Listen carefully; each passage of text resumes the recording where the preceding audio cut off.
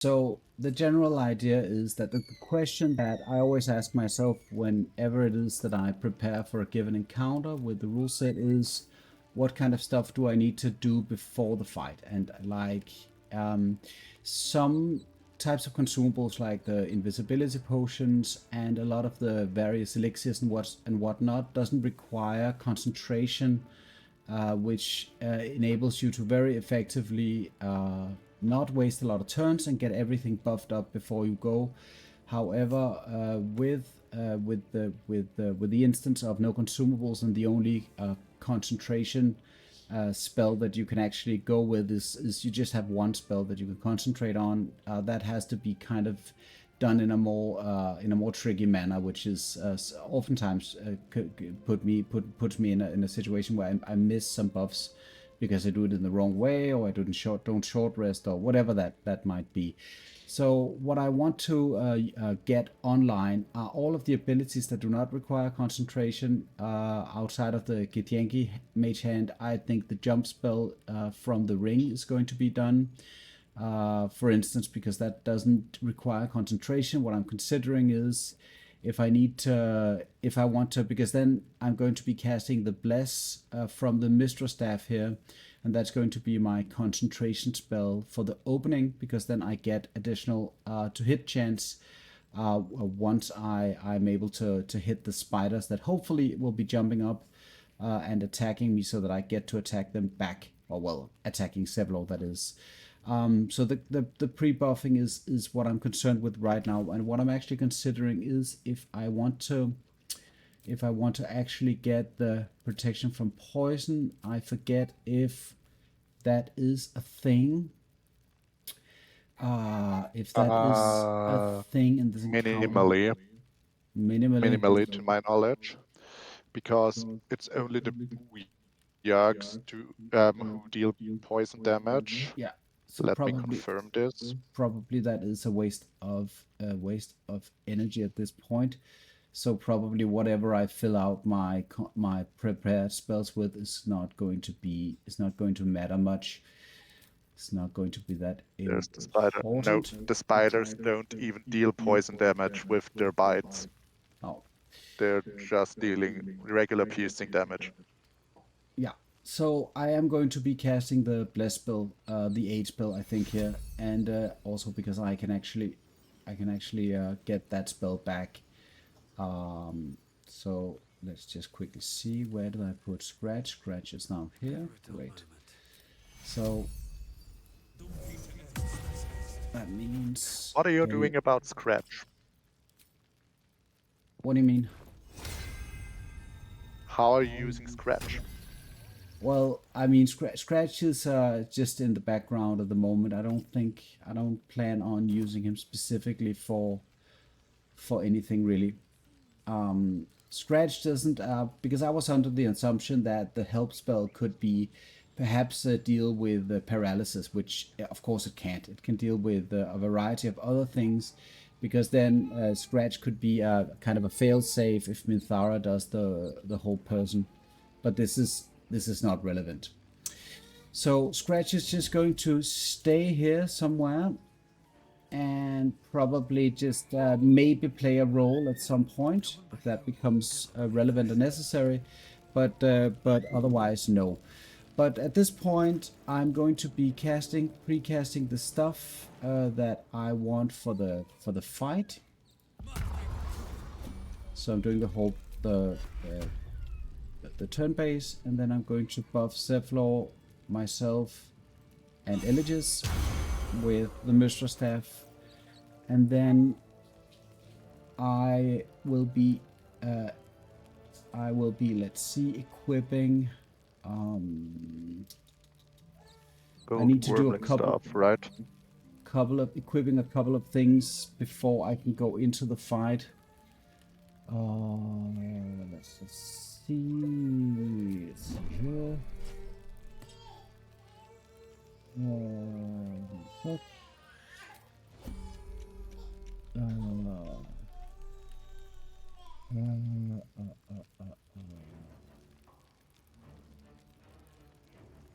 So you're not equipping the gold warbling staff, I see. No, I'm going to probably kick it off with the Falar Alluve melody. I think the critical strike damage, I think from the damage rider, I think also applies to the to the Lock of the Far Realm. So let me just see. So for the boots. So, by the way, just to make this a better viewing experience for everyone, I've decided to switch my stream to my screen to hardcores. That's a good Because idea. I should set that up as well once I get around to it. The bonus actions are not that they are semi-valuable for the Paladin, but I think I'm going to be blowing the horn now. I just need to make sure I have all the right items. I do for this to begin with, so I just need to, yeah, this is what I am going to open up the fight with. So I'll be blowing the horn now. you have the Brood Mother's Revenge as well. Can you manage to dip your bow into fire? This could be valuable to you. Yeah, I'm not going to do that as a pre action. I'll be doing that. I'll be Okay. yeah. So I'm going to be I'm going to be buffing the Falar Alluve now. I'm hoping that it's going to actually last me into the fight, and we'll see what happens from there.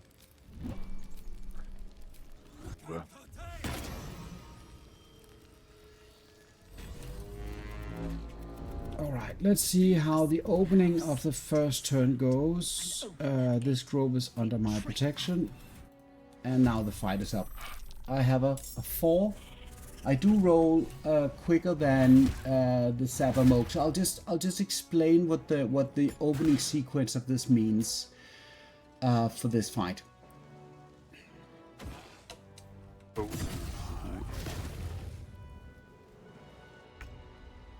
I will need to go AFK after talking about the opening here, because I just got a phone call that I need to take.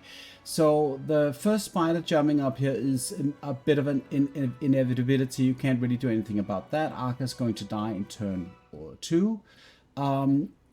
What I'm interested in is a couple of things. I'm interested in the ogre, of course, throwing the barrels, which is not great. And then I'm interested in where the position of Sapper Moke is. Sapper Moke is going to potentially, if destroyed at this location, destroy, if not all of the barrels, then most of the barrels, which will nullify the danger of the ogre in the early game and reduce the threat basically to the spiders. Since the spider did not get a very good initiative, what that means is that I am going to go for Sapper Moke in the opening, and with the Titan String Bow, hopefully with the 8 to 15 damage, hopefully I can get to a position where I can actually do some real damage to him. Now Ginger was talking about dipping a weapon in fire, which of course is very interesting and can be done, so that is what we're going to try to do. Oh, not the Falar Alluve. You have the Falar Alluve active now? Nope. No. Oh, it's the bow. Okay. Yeah, and Your that tooltip said means Falar Alluve. yes, and that means that I already used my bonus action, so that cannot be used to buff the branding smite onto the ranged attack. But I will be doing a hamstring shot, of course, and probably I will use my critical strike, because this is going to actually. Oh, am I? No, I'll just be using a regular attack here.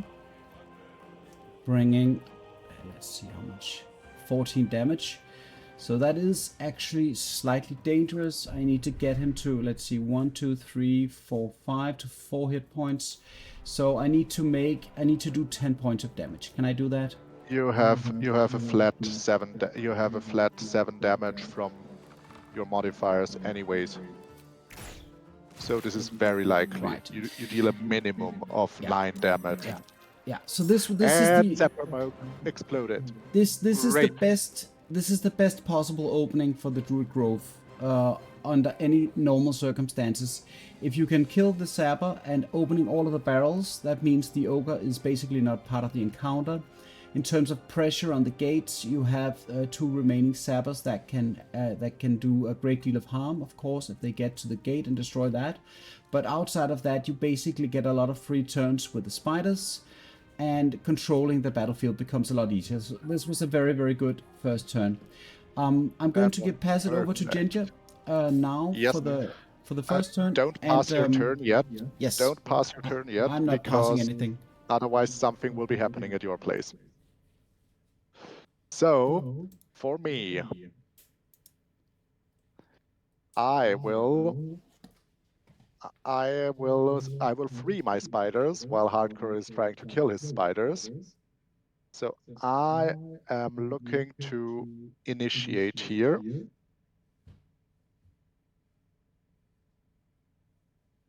And you know what?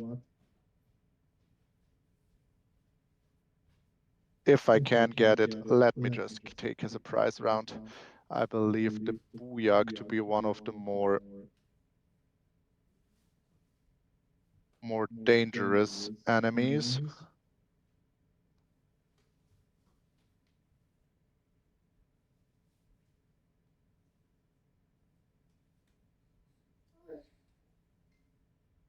And I won the initiative. That is great. So, depending on how long Hardcore takes, I will just take a few turns. I will shoot this Booyag again.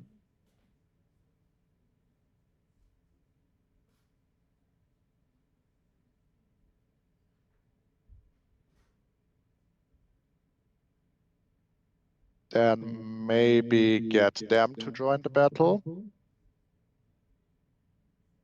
And climb up my favorite place.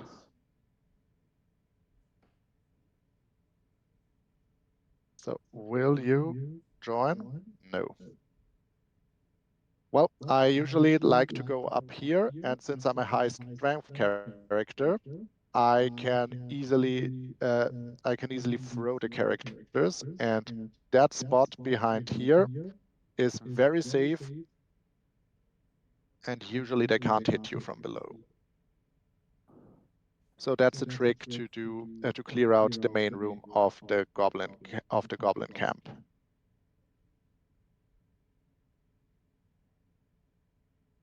I do have my full action still. That is weird.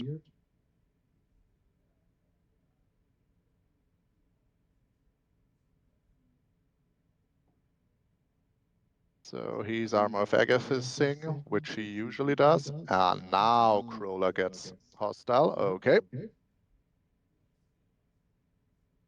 They're getting blessed.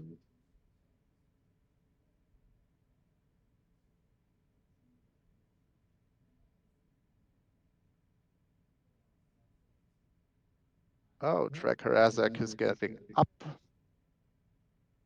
where he belongs.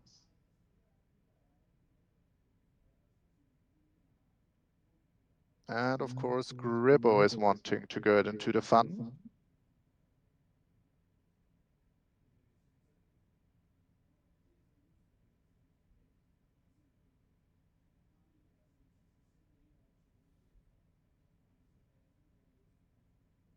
So, by the way, I have Scratch in a position. I actually did decide not to use him. Could have tried to initiate with Scratch.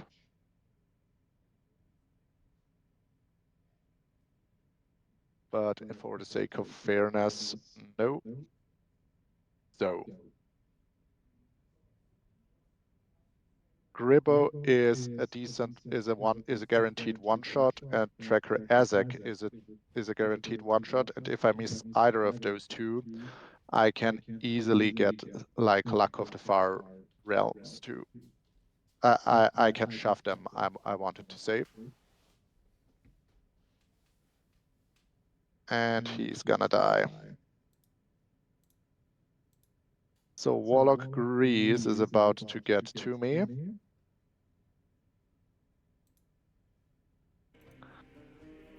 Which means I will actually get around this corner here.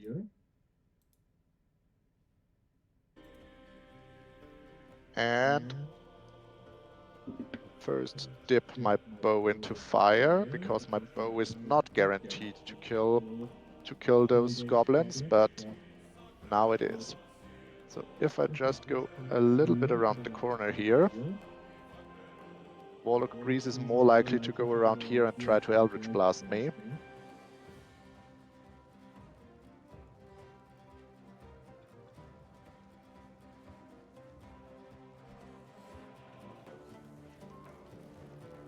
Yes, he is.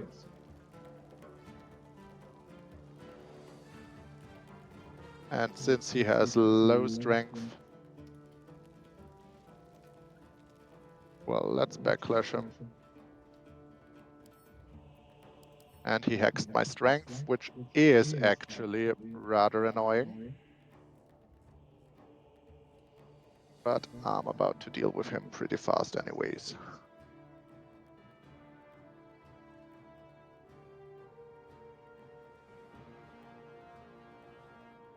He's got like only 20 HP.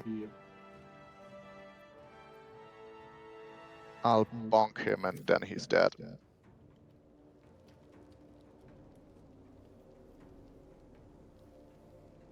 So hex strength, I have disadvantage on strength checks, which is unfortunately for my shafts, which is still a 72%.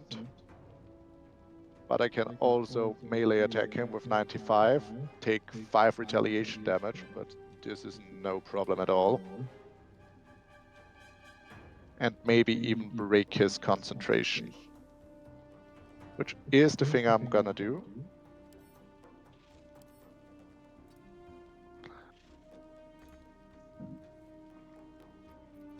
Oh.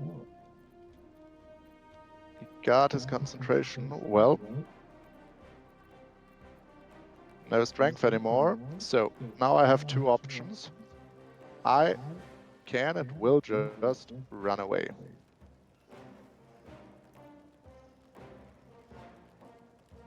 Because the two of them are no real threats to me. Well, this doesn't make great sense that I run away because there are no threats to me, but I don't want them in melee with me, and with that I can at least get them on the rafters where they're in a good position to throw.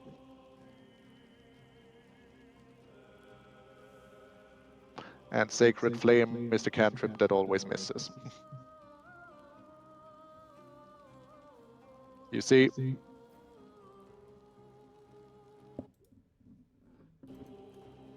those goblins don't have their A game going on.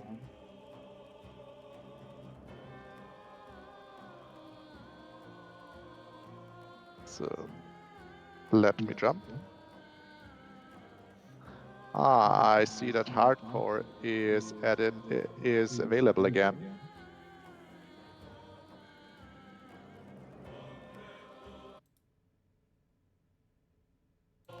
Hardcore? Yes. Oh no, I used my main action to dash. This is why you should never mix them up. But that only means that I need to move behind that rafter. So we can soon get over to your next turn, because I'm almost finished with that combat over here.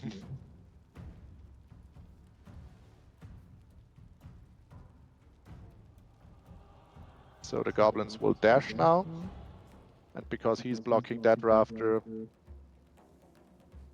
the other one will take the other rafter.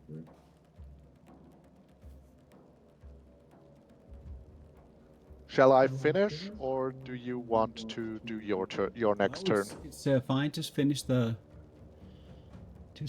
goblins off, and I'll end my turn over here afterwards. Okay, so I will just take one bonk at this devout here. No smites. Well, I'm gonna use my bonus action to push them down, because they're gonna die. Shoot the other one with my bow. Oh, I don't have enough movement. Well, I'm a little inefficient with my actions, it seems, but doesn't matter that much because those goblins are not a real threat right now.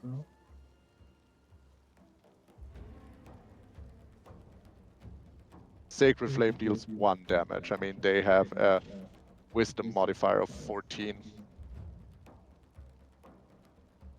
So I will just dash, bonk him.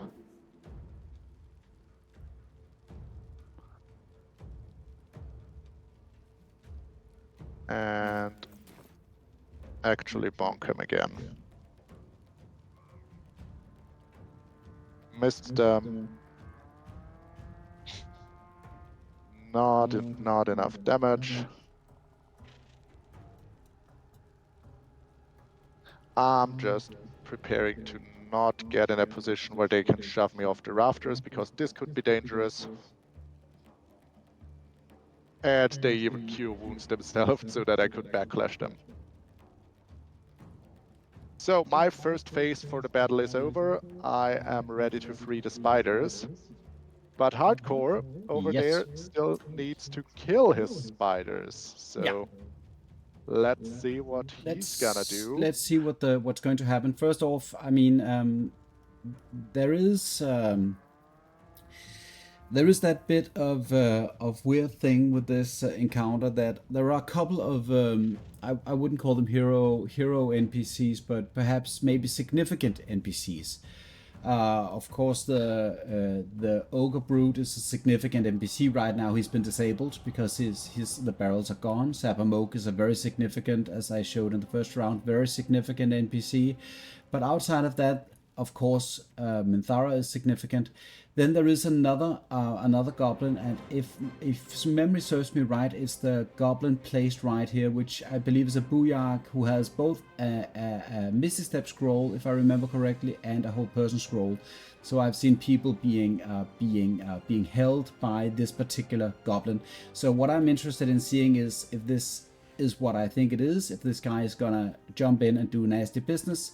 But if not, we're probably going to see the spider jumping up, hopefully going for Sevlor. But if it's me or Sevlor is not that important to me, because probably I will be healing us in the following turn. I'm going to end the turn now.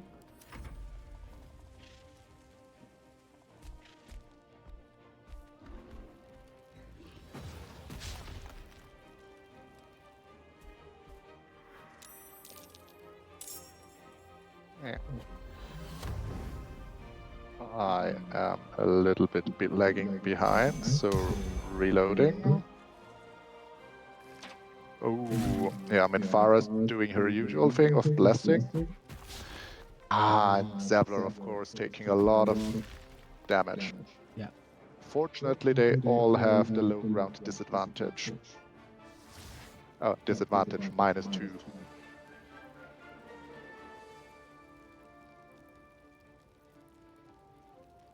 I don't know that the Ray of Sickness is, it's the only form of reaction you can take this turn. Yeah, I was just So wondering why if not take the 2 free damage? something more interesting showed up, but it's practically the same. No.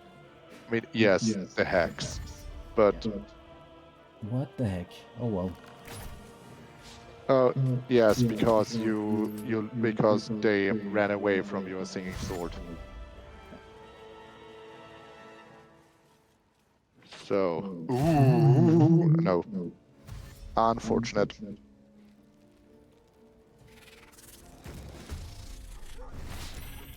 And here's... Oh, spider's going after you.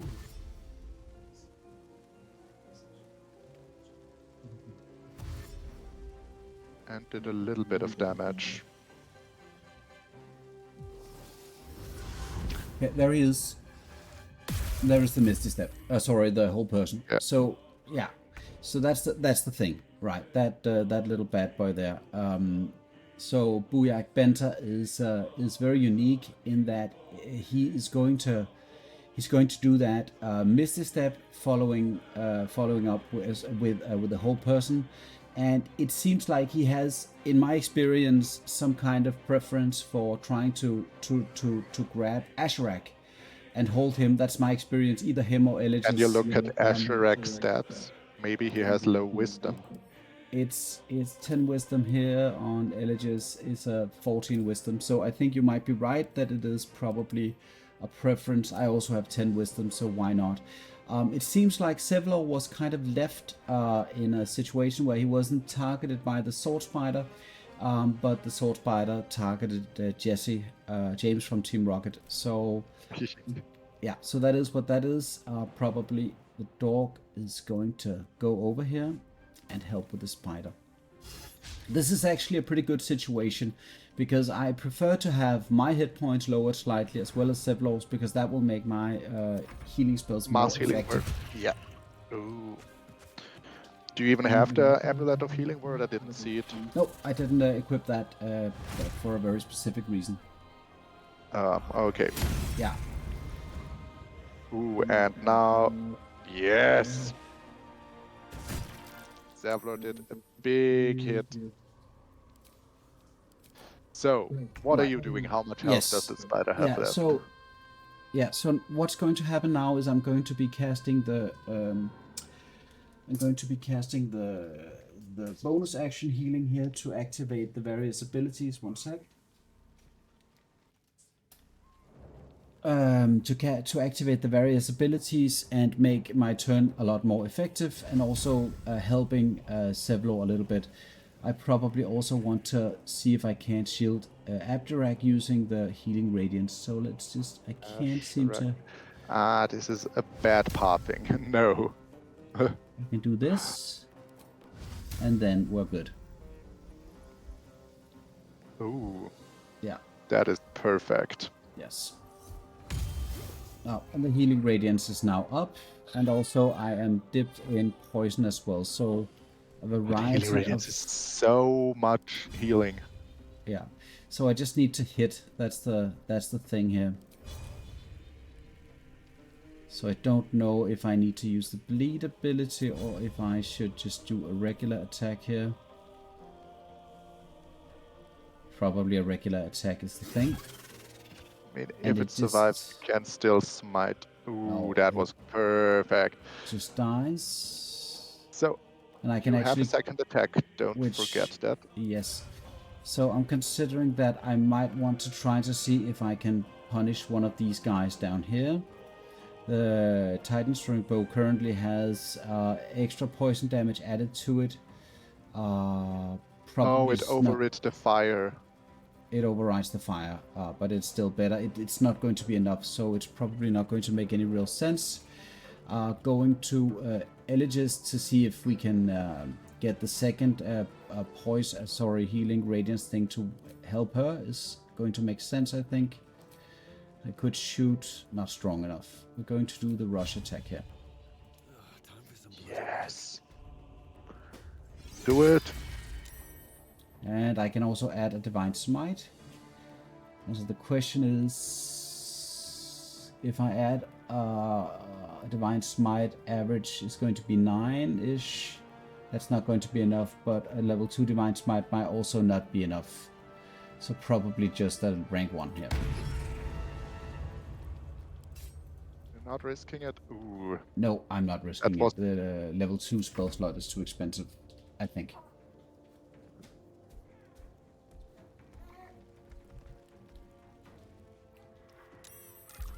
So do you prefer for me to do the spider face here and then then give you the turn? Yeah, I mean, my turn will take 1 turn and either be over or I die. So.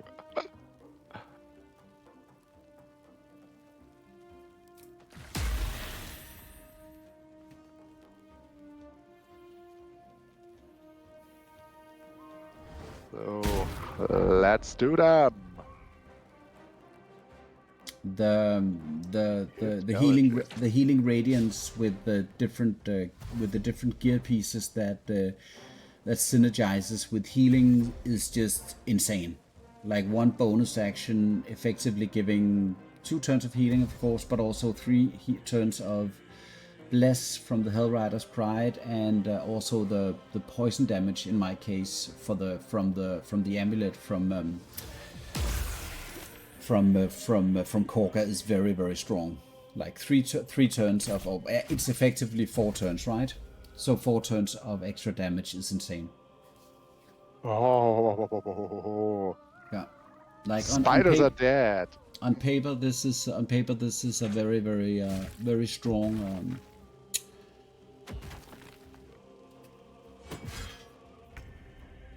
Right. So this is the final turn for Scratch, which I will probably just...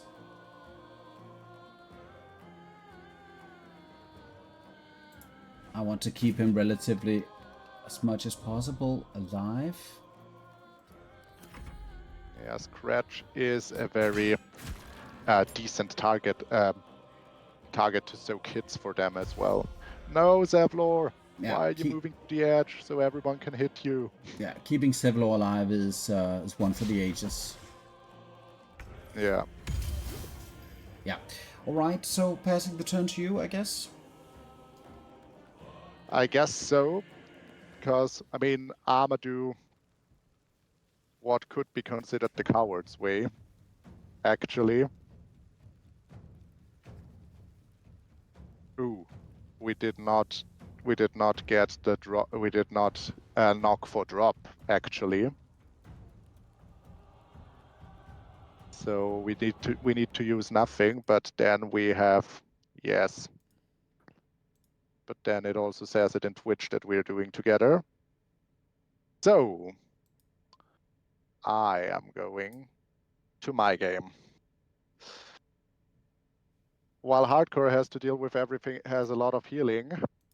Head basically is at full health and has other targets soaking his health. I have the relative advantage of being able to take a short rest in between my endeavors, which I definitely need right now. Because now comes the most important part of all of that, assassinating Minthara. That girl is gonna be the end of me. Or I will be the end of her. It all depends on how I'm rolling. So for how I'm about to deal with Minthara, I actually have no really meaningful thing. I should have just short rested before bonking her, but I consider this a little bit abusive. There is a spot in between Minthara and that goblin where you're not seen and you can sneak attack her from. By the way, everyone who's afraid of Minthara, do either this or the big or destroy the bridge. So I'm doing this way. It's one of the few combats where a paladin is actually allowed to sneak attack someone. I'm equipping the Misty Step amulet because if things go south, I can try to get out. I could also just pre-buff myself with the jump spell, which I need to because the Scrying Eye will get a few goblins over here. So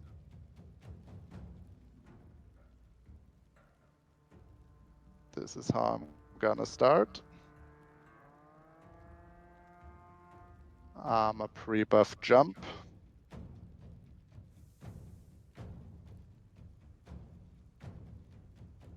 Pre-buff the ring. Hide. Whew. So, assassinating Minthara. Let's see if that works out. I have my savage crits.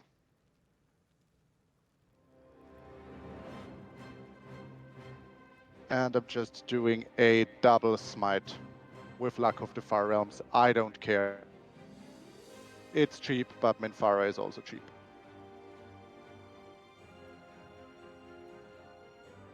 I force crit her.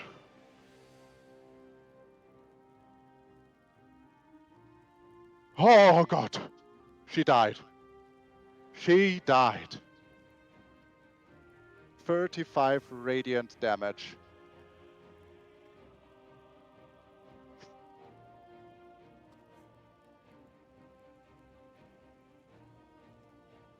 That's what the great weapon fighting was good for. And I believe I shall kill Rozak as well.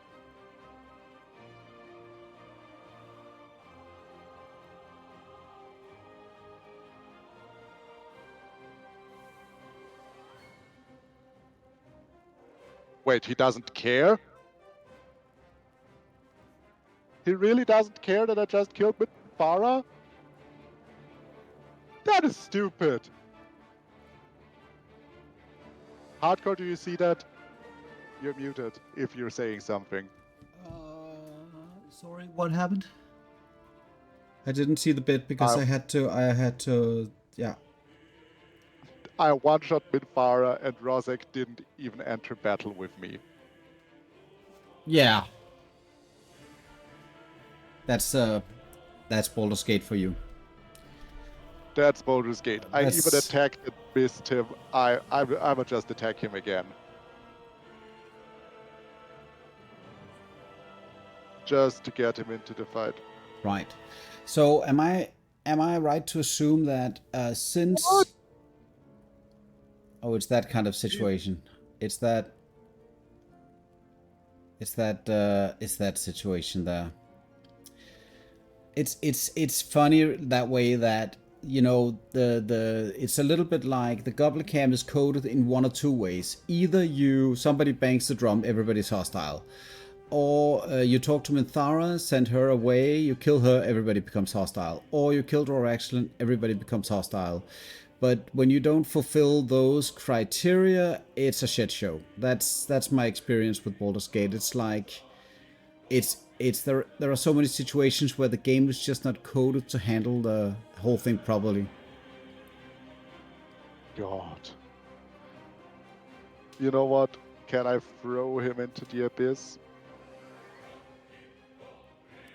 God, that was stupid. And he's not even going to... Can you push him? Let's see. I believe he's just acting like Crusher right now, not reacting to anything you do. Now they're getting hostile.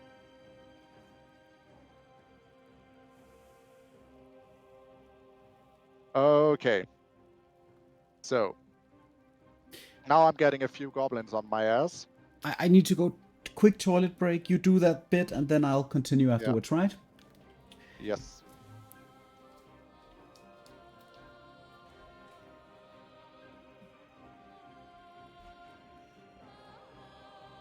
And there's Krut.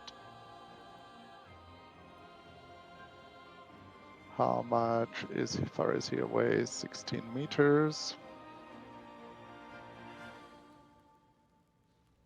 Well, I'm just gonna stand here, and maybe next turn I can then get over and...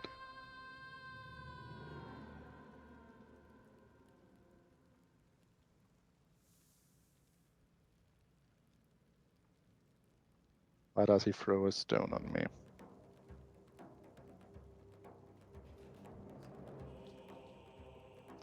Well, I do wish to first kill this Crying Eye.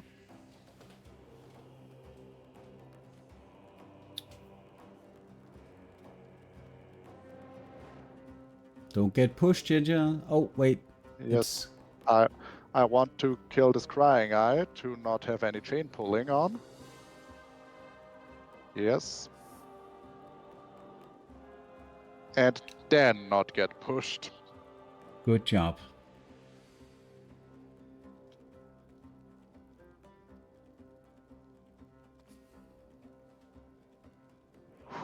Okay, so case made. An Oath of Vengeance Paladin can with great weapon fighting can very reliably one-shot Minfara. I guess.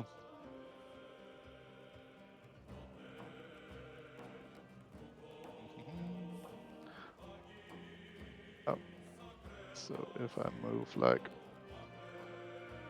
just a little bit ahead.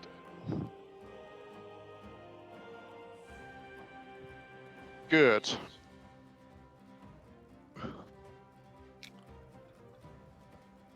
So then I can prepare for the final stage,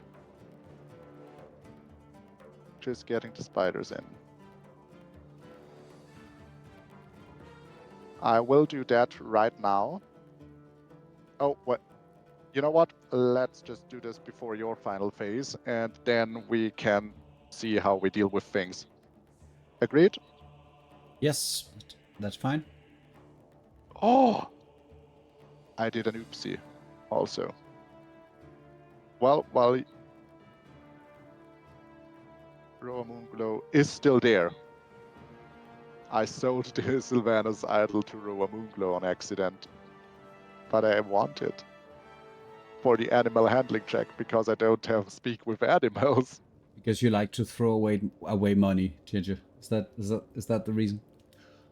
Yes, because I like to throw away money. Where is the Sylvanas idol? There it is.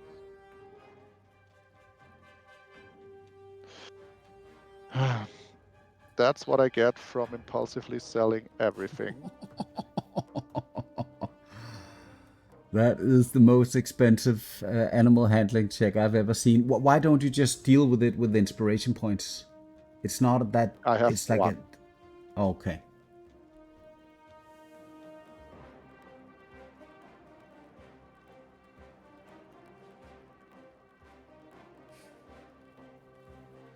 So,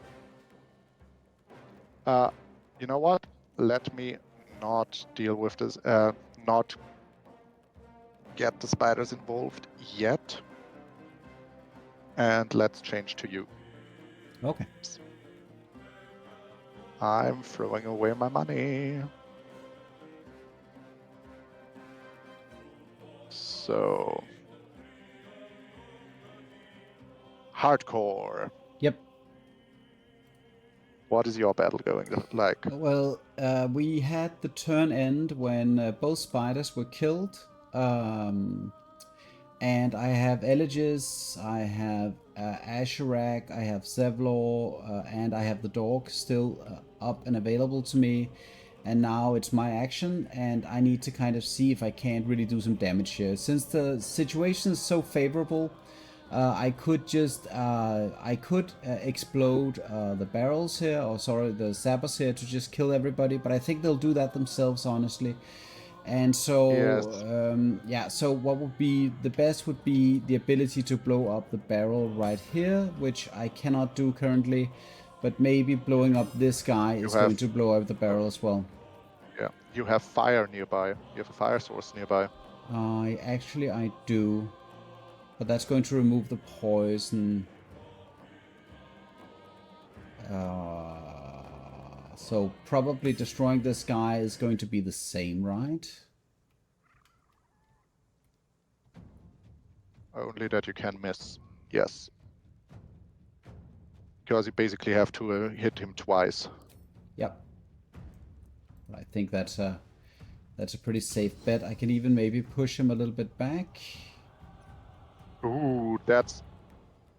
I think I'm going to try that out. Okay. Do it.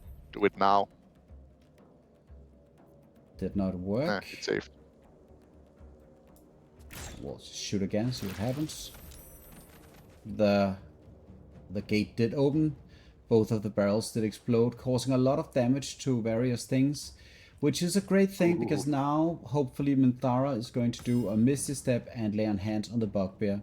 That is a pretty frequent action of hers, and probably I will be running over here.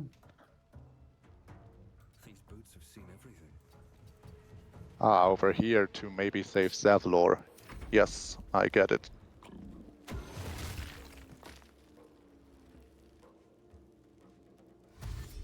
Oh, she chooses to dash, which is slightly odd, but maybe it's because the gate is now open.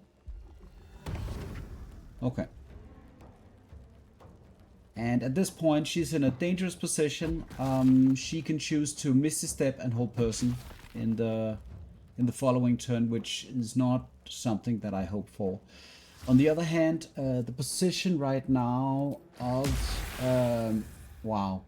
the position right now of all of the goblins is also a semi-abusive position, because they will all try to go this way to find whatever target it is they want to kind of hit, which means that only a few are going to actually use this and breach the grove. Yeah, pathfinding. Yeah, the pathfinding is in a semi-abusive position here. I forget if blowing the horn is an action. I believe it is. Don't you agree? No, it is not. It's not an action. It's a free action, basically. So that means I could have. Technically, yes. I could have. I'm 50% sure, because Zevlor does it in the first turn of the grove defense, number 1, and he still gets an attack. Yeah. So in that situation, it would be something that to try out after doing the regular action. Ooh, Zevlor moved. That was smart. And of course, throwing angles being throwing angles. Enemies who couldn't see you and couldn't hit you with any other ranged attack are just throwing wherever. Yeah. Right. So I think that's one more turn of dipped in poison, 2 more turns of dipped in poison. Probably at this point, since Minthara is the only dangerous NPC left, I need to just focus my attacks on her to force her to do what she does on her action, which is to heal herself.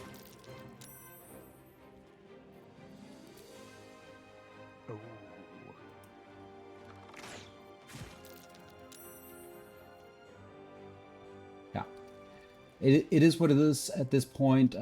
Minthara is too dangerous to just leave her to her own devices.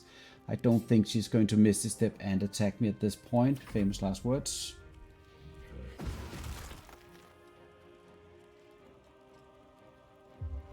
Zevlor could be dying this turn. Yeah.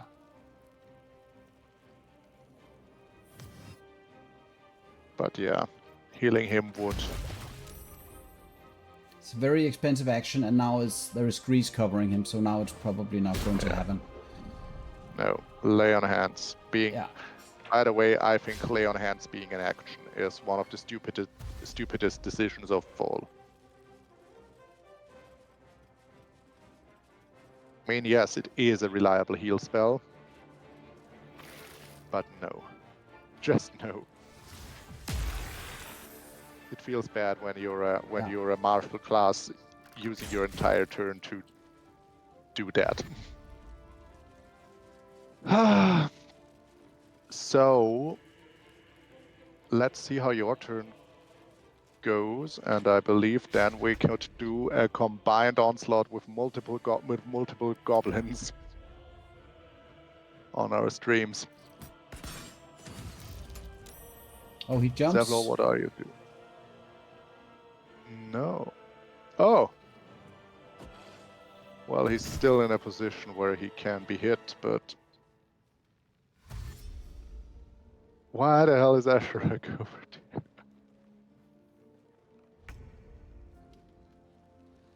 All right. So are we still finishing my turn, or how do you want to deal with this? I would say finishing. So you do your actions, and then we could jump over to me. So are you still trying to? I'm actually not quite sure what I'm trying to do here.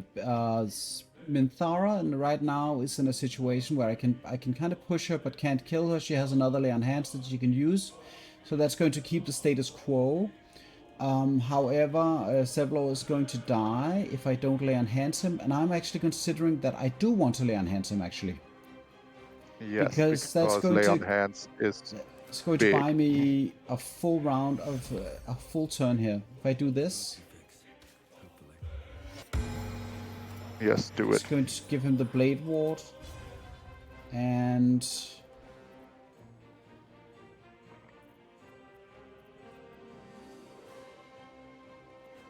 And actually, I could give him the Shield of Faith. Considering that... Is it self? Is it self? Protect a creature. Is it self-cast? No. Oh. Ooh. This could be interesting. I mean, Minfara could still decide to... It's a very expensive hold bow. first him. Yeah, and it's very expensive to use that. Yeah. Probably this is not what I'm going to do. Probably I need to deal with the goblins, I think, up here in this turn. Or they're gonna... I mean, they're definitely overwhelming Asherek, yeah. Yeah. If Sevlor just holds out for one more turn because of that spell, I think that is reason enough. So I'm going to reposition myself to this location again. And then I'm going to end the turn here.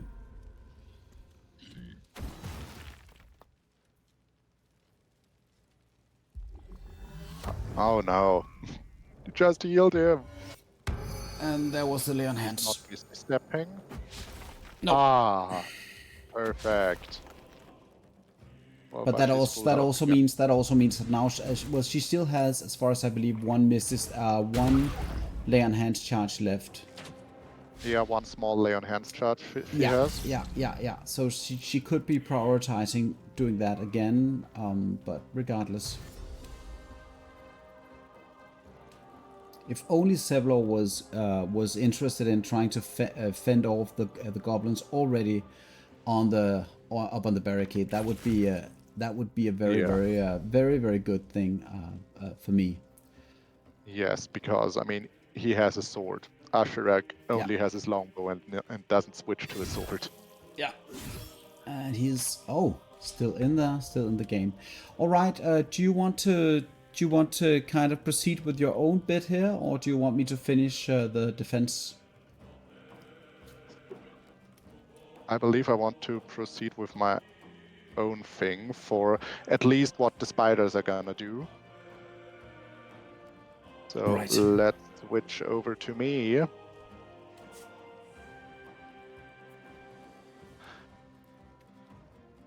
So the things I'm gonna do, I mean, I could also provoke right now a really bad battle, which is also a possibility. Let me first restore a spell slot. That could be important for Droraxlin. So I will guidance myself before any of that.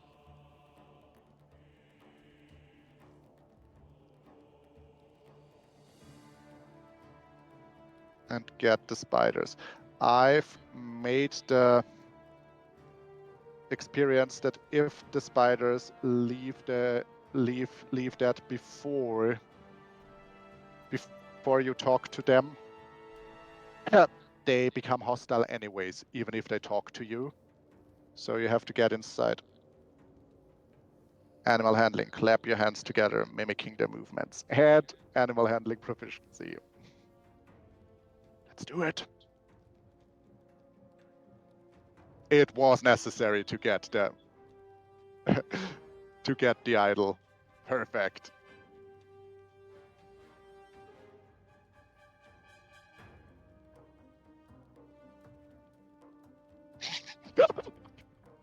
That is a dance.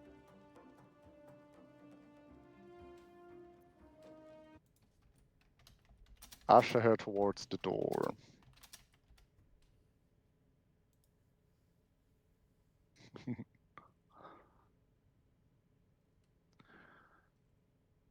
Good, we've got the spiders. I'ma bring the spiders in position. Then we do a turtle from you, and then I will initiate Droraxlin, if that's okay for you. Yes, that's fine.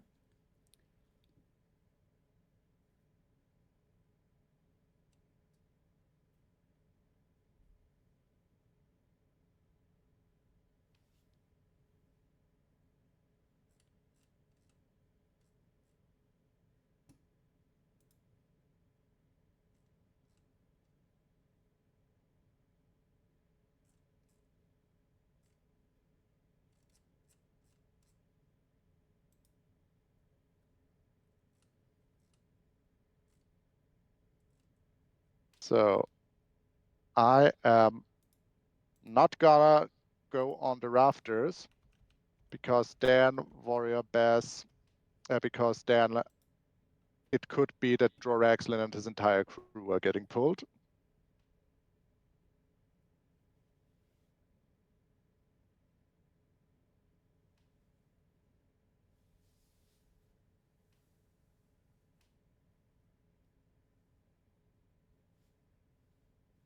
Is the spider blocking me right now? Yes, she is.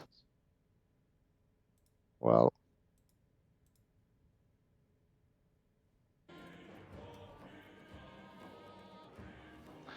Good. I have the spiders at the ready. And saved Smithin. You saved Smith. Did I get yeah, I got 20 XP for that.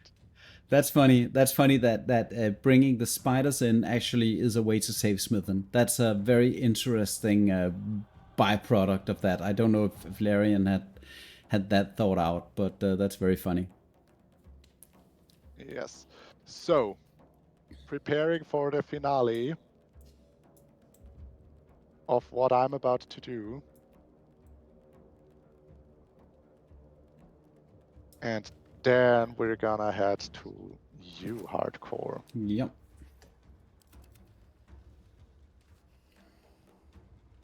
I'm just gonna stand here for the time being, and then up to what you're about to do. Whew. So it has been going decently well for both of us, I'd say. Yeah, it's right now it's getting slightly hairy on my end here.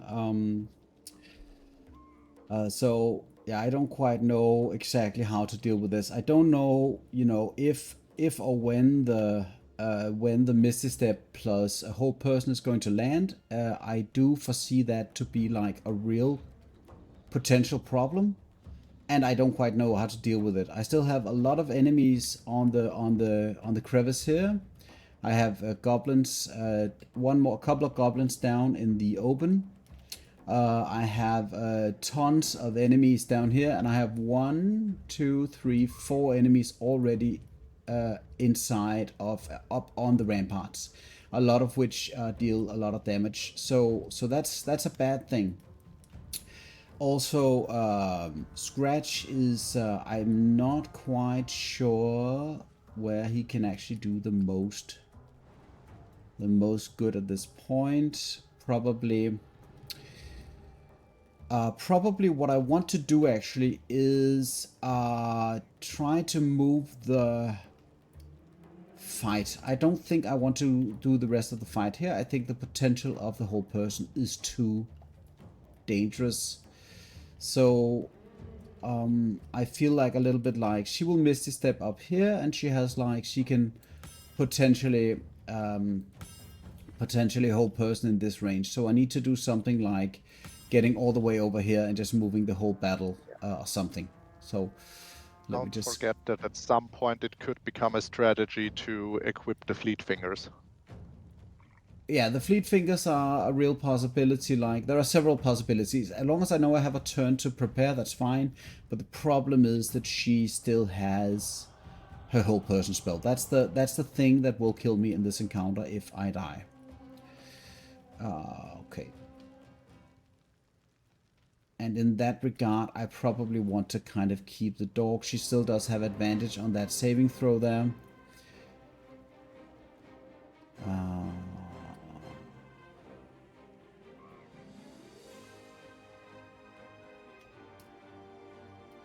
This is actually a little bit difficult for me.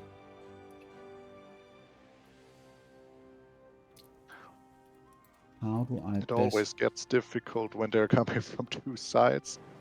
Yeah. I mean, the fight is relatively simple. Let's say that nobody gets up from this side, and everybody's being funneled. Then I can kite things around. That's fine. But the Misty Step is the bit that I'm really worried about, and I don't want to take too much unnecessary damage. Jumping to this location is going to also take away a lot of hit points. So in a sense, I probably prefer to shoot a little bit here and then move down this way and spend my movement points moving more into position.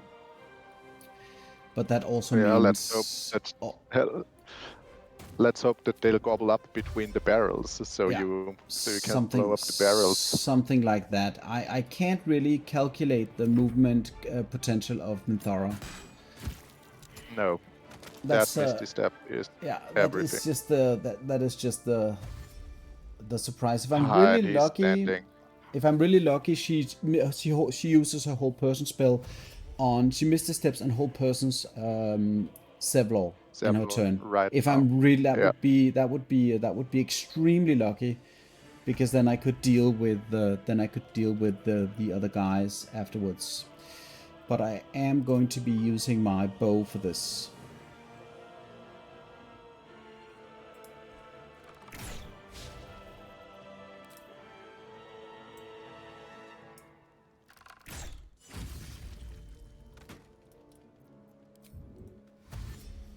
Ooh, that was a good hit.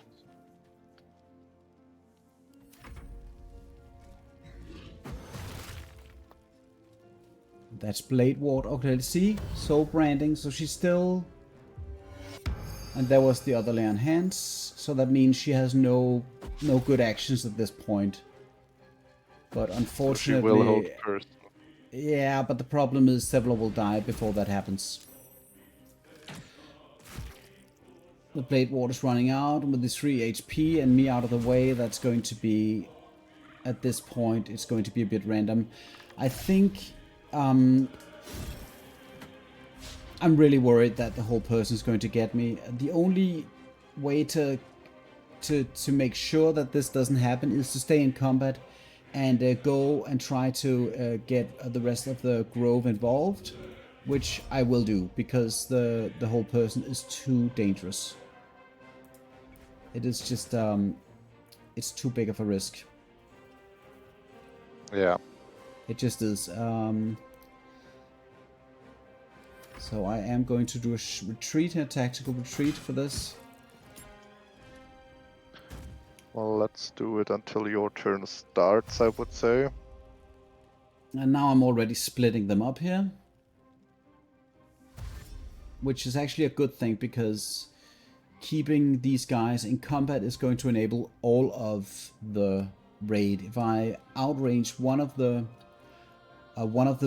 mobs, then, you know, also Minthara is going to disengage, so, and then, yeah.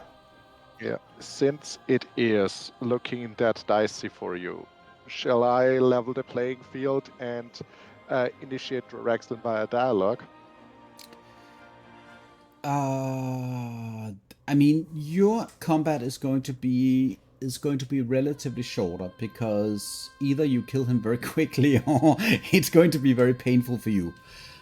So I actually think that I might as well play this on a little bit longer, to kind of, you know, once we get to that place where I know I will lose or win, which I think will be apparent relatively quickly, then, you know, we can go through the very perilous combat that you have ahead of you and see what happens there.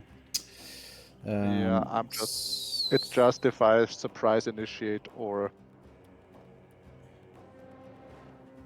if I allow myself to surprise initiate, or do it the Paladin way.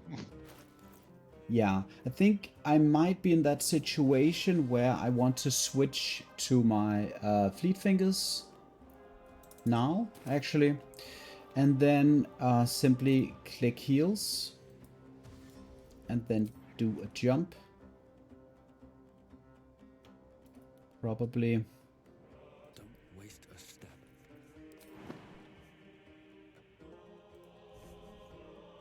This is a very, very, very tactical relocation here. And there is that one thing that I need to consider, is that one thing I don't want to happen is I don't want the encounter to reset. So I don't want to move so far that it ends up taking me out of combat. That's we had that thing happen, unfortunately, a few times already. Yeah, so I don't want that to happen. Okay, so apparently right now it looks a little bit like Minthara is going to... Okay, so she does move. Okay, Do great. nothing.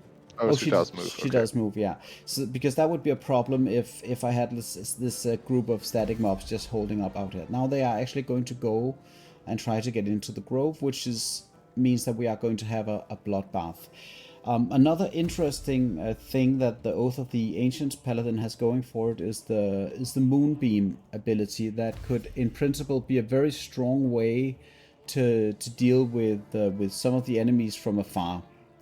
But also it requires concentration, which is not something that James excels at. He's not very good at concentrating.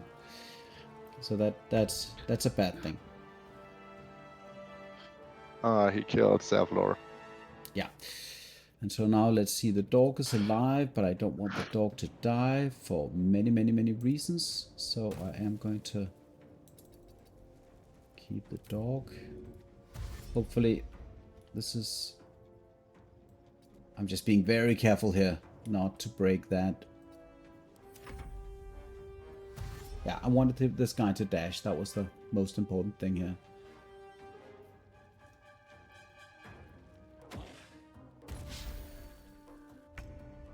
I just love this game sometimes. It's amazing. Look at that. Look at the bugbear. What? Ah, the one bugbear that just threw the healing potion. It located the healing potion that the tieflings had stacked up, and and used that to heal his friend. That's just yeah. So That's nice. Probably I need to, at this point, go in here and smack this guy in the face. And then I don't know, if I kill this guy, am I still going to be in combat with the rest? They're a little far away. They are a little far away, that is true. Oh my god, this is a realistic consideration. Feel like I could go maybe a little bit this direction and then still be on the safe side here. Let's see.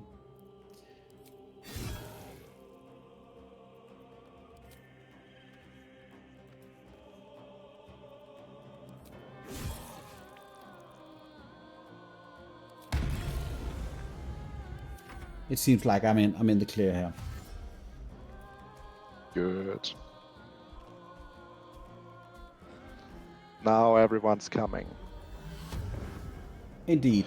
And this ogre actually has kind of an interesting, let's say, coding. Because he does not have multi-attack, but for some reason when he throws, he can throw 2 times. I've always noticed that, this ogre brute, and I don't know why. Maybe because slam takes your entire action and does not count as an attack, triggering bonus extra attack. Because when he's melee, he's always slamming. Doggy. So, James. yeah. How's it holding up? I'm totally not out of the woods at this point, for sure. This is still like a very dangerous situation where, I mean, I have methods of not dying, that's not it, but like if I cannot act, then it's going to be very difficult. So I don't even know where is Minthara currently. She's all the way back here, meaning that, let me just check again. She's all the way back here, meaning that she cannot reach me. So I should definitely go and move in a little bit on these guys to get the... Probably there's a... Oh, the enemies from up here, that's a bit too heavy. But probably shooting just a little bit on maybe on this guy, potentially. This is going to be good. Because I do have my... That's 1 down. Perfect. Yeah, and I need to keep it at that. It is just at this point it's too goddamn dangerous to do anything else. Don't move too far away. Exactly.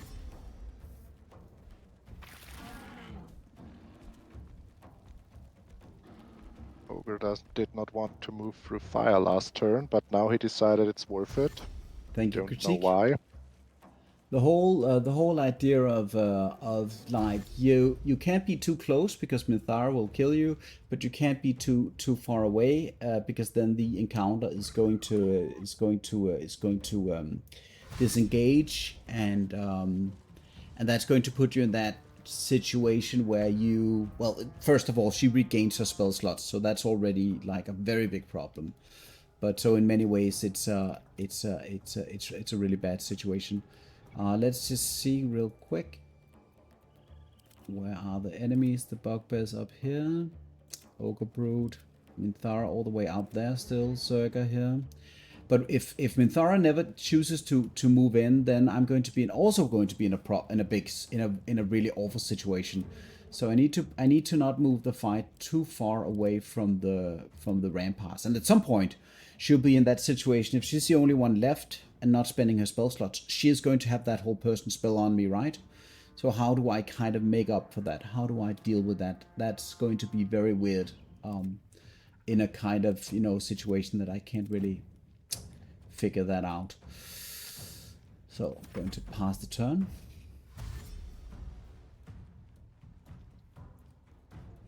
Oh. What does it do? Ooh, the bugbear is really bruised.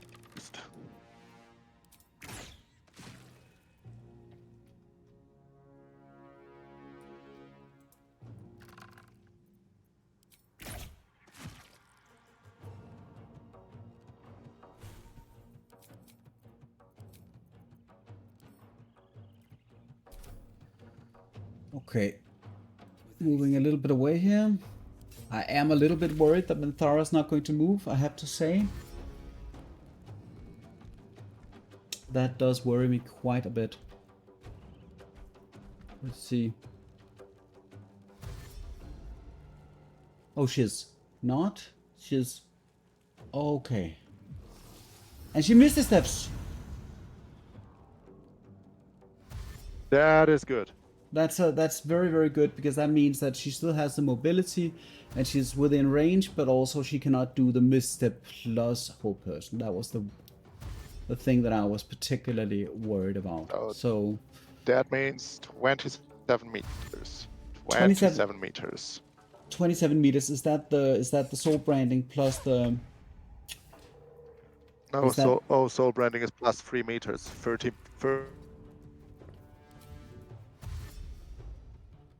or 31. I believe it's 31 or 32 meters. Soul branding gives, let me take a look.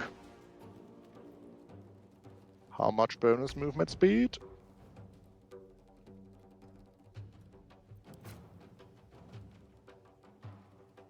Five meters. Oh.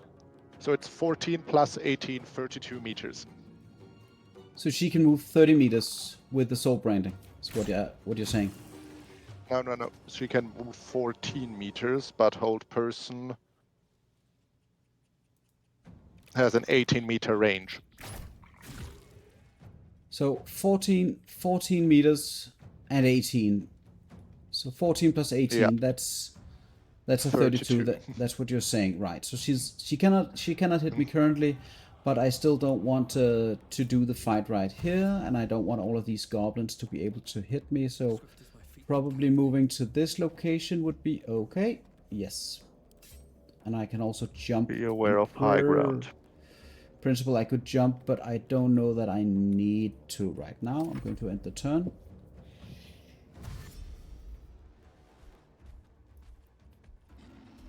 So I have a couple of options. I want to involve other humanoids because I'm still worried that the whole person is going to come. So, okay, so that was what she could move. Okay. That wasn't a lot of movement.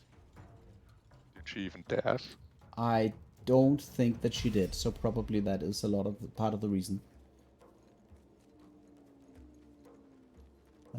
That's a little bit odd.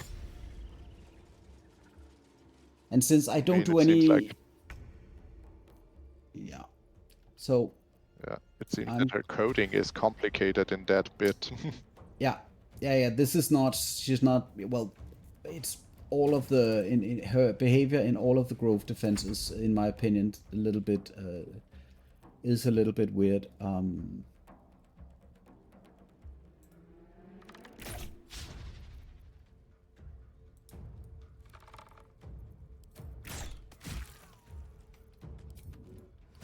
I think I should be okay to No hesitation. go to, at this point, to go around the corner. Best be on my way. This is a good place to stand, by the way, and the mobs will path around that corner. Cloud of Daggers, particularly at that corner, is very efficient in my experience. Couple of other places where you can really kind of abuse the surroundings to your advantage. Okay. Now she dashed. The fight, yeah. Now she dashed. Did she dash? Oh, she did use the dash. Yes. Yeah. And now she's not in range, I think, of a whole person, but she's getting closer. She's close enough to be in the fight if I eradicate some more goblins. At this point, what I'm most scared about, of course, is the whole person. Like, if like some of these warriors are very strong, they attack twice, and they do deal a lot of damage. So they're definitely no fun for sure. Booyark is already is not dangerous anymore. The whole person has been cast, and the Misty Step has been cast. The Booyark Benter is yes. It's is no dead, longer actually. Yeah. Okay, so I believe. Fall by my hand.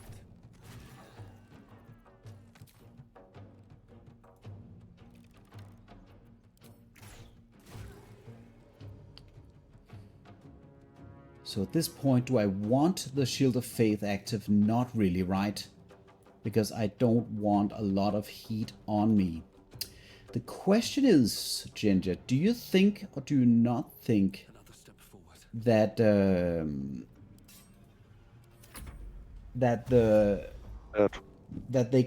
the tieflings will actually engage in this fight? Because I mean, I know that they did when I was mad, when I got madness on my But then they fought against you. That's the thing, right? So let's hope that they don't get like bugged and try to and fight against you.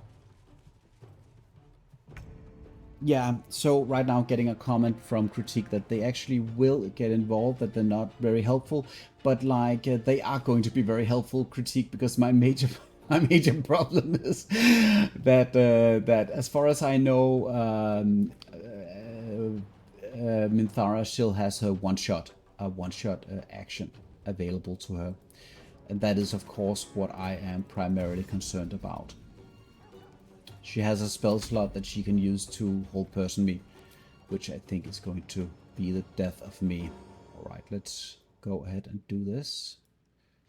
Nope, I have never seen Will here either.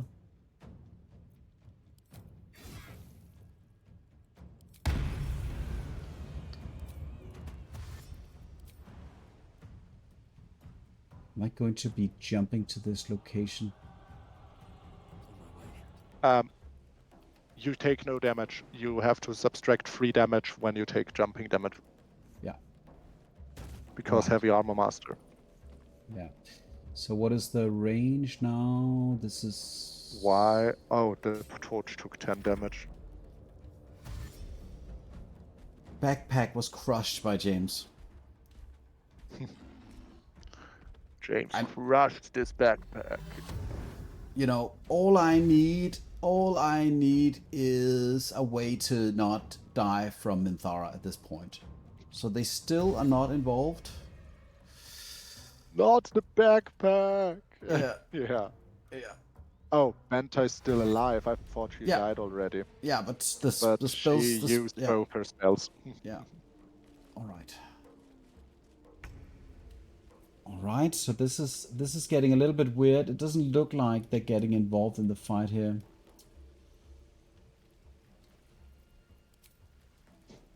Too bad. I- Roland if- at least would have some spell slots. If I attack Roland, No, probably don't attack them. that's probably not the way to go. So I am going to. Don't attack them. Yeah. So my best chance here, I think, probably is maybe keeping Minthara at range and try to kill her without her being able to kill me. Right? Probably Yes. that's the best odds. She has 16 strength, which means that she's able to jump up to the roof. I think after me, following me, that's a potential problem. I'm just going to try to keep. Will is not getting into combat. Come on, Will. Do your thing. All right. So doing a Blade bonus. stands at the ready. Yeah, He has to stand at the ready. He's always ready to go at any given time. Yeah. And he's way too big for that hole. So what do I have left now? There's Shabai Zami. Benta is a little bit to the back here, and then Minthara and the ogre. Alright. So let's just Catch a break. think this is okay, right?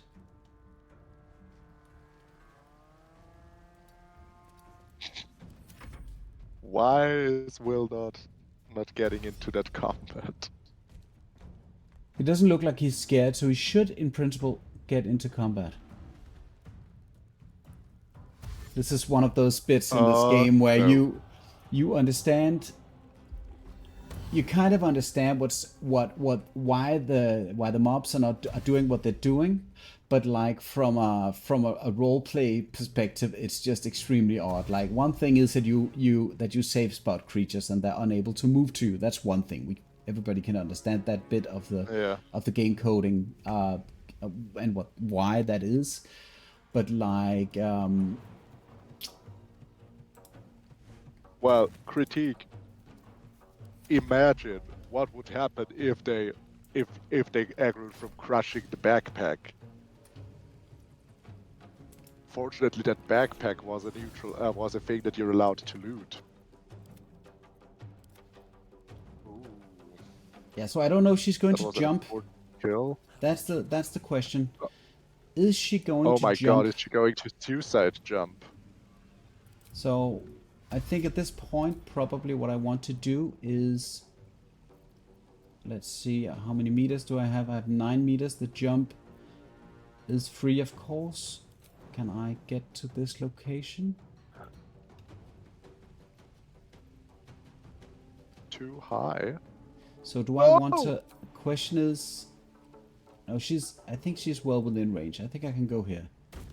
Yes.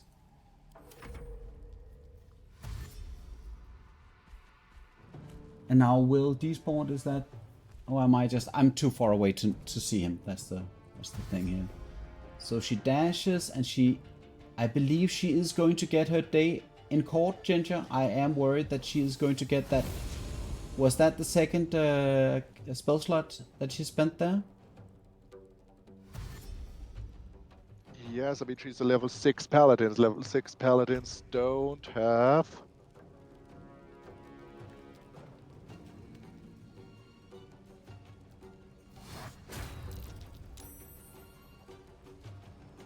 So I think... Paladin. Pretty much, I do believe that I am going to take my chances with this situation. She does not have a third level 2 spell slot. No. So unless she cheats, So I mean you can get smited by her. Now she's probably going to but you can take definitely no Thunderous Smite, don't upcast Thunderous Smite. Thunderous Smite doesn't get any extra damage when you upcast it.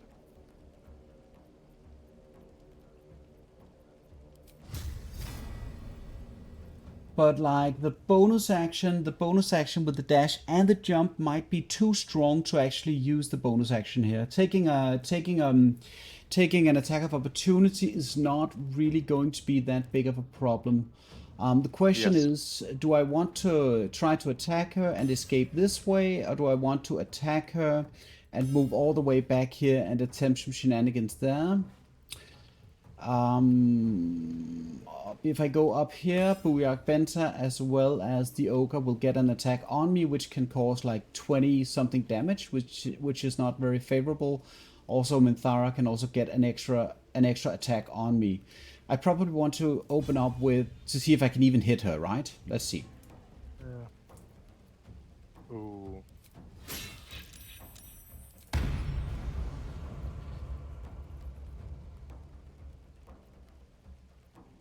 Ooh, you broke her concentration. This could mean that she's... How many times did she bless yet?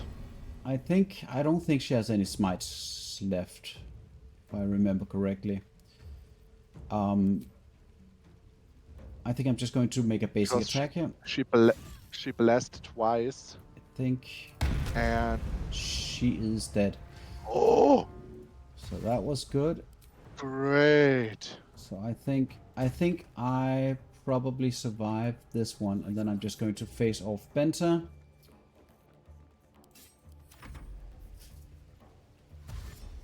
I must admit, James has been very lucky on his attack rolls. Like even the 55% attack rolls have been going very well for him at this point.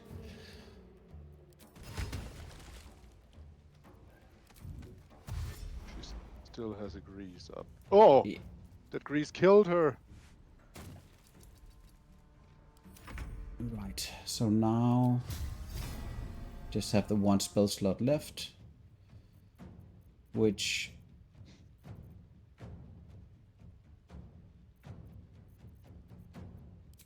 I mean, one-on-one versus the Ogre Brute is no fun either, but like, let's see what happens when I attack him first off. That was a critical miss.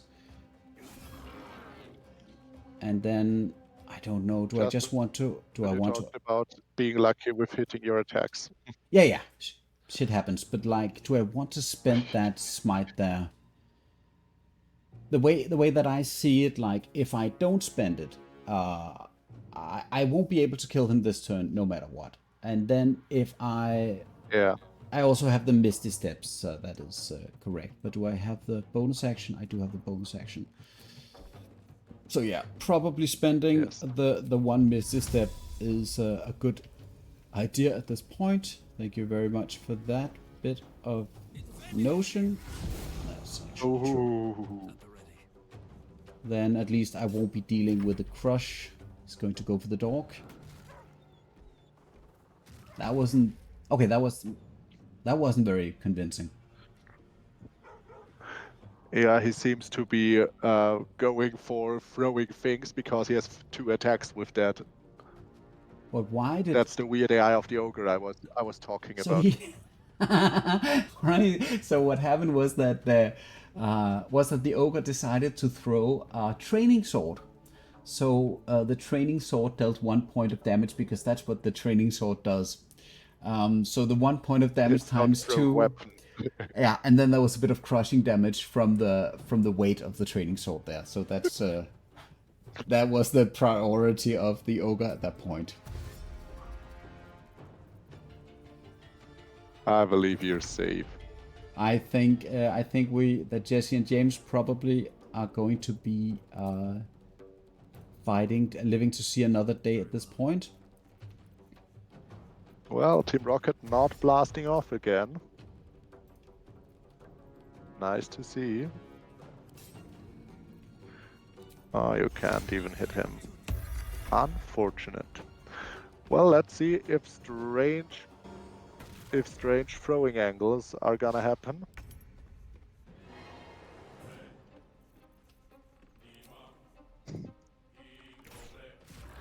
Kill it with fire!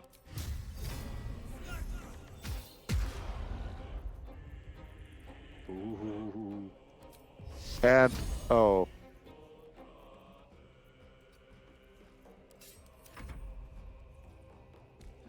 Unfortunate to miss.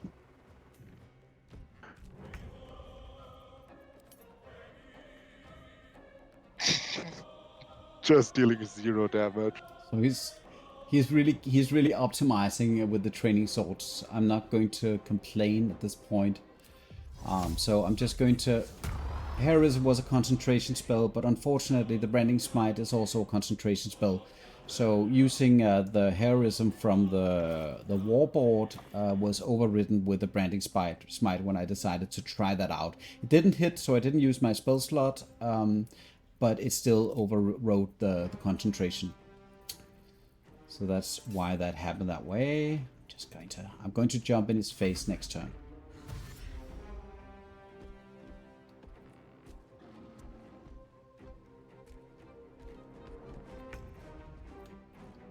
Or am I? He's looking for those things to throw.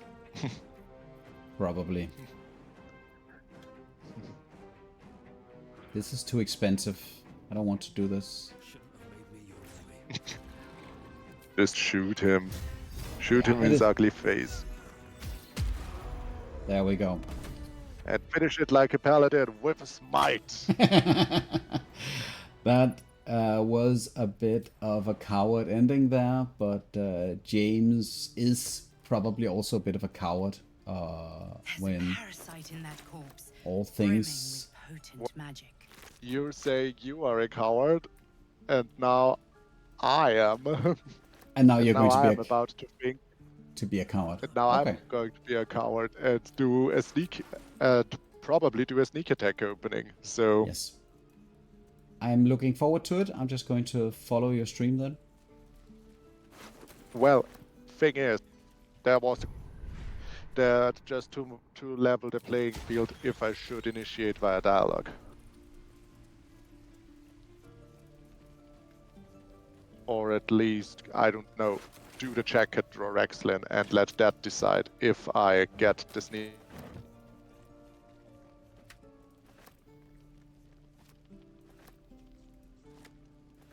A thing I'm a little unsure about. But you know, we played most of the encounters to be safe, so I think I should. More for me. Yeah, I Do you think have we should just. Do you have your initiative bow on there? Yes.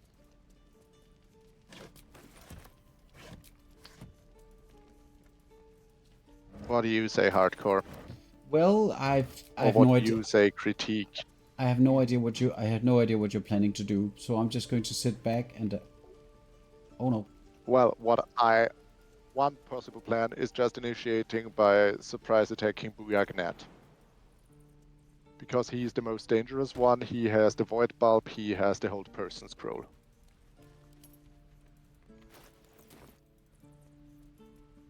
So surprise attacking him could be the way to start the battle. Or just going in and initiating the dialogue with Drorexlin and see if I save it, I allow myself the surprise attack. If I don't manage it, then I'm in combat. I'm going to have to write a... But truly, That's what I'm Thank thinking you. about this currently. What do you say, hardcore? Careful footwork. I think whatever gets you through the most safe way. I don't really care for like losing the run to heroics at this point. So I mean, if you die, you die. Yeah. But like, no reason to do some kind of stupid shit right now. I mean, if you know of a way to do it in a safe way, choose that. If you need to risk it, Yeah. of course you have to risk it.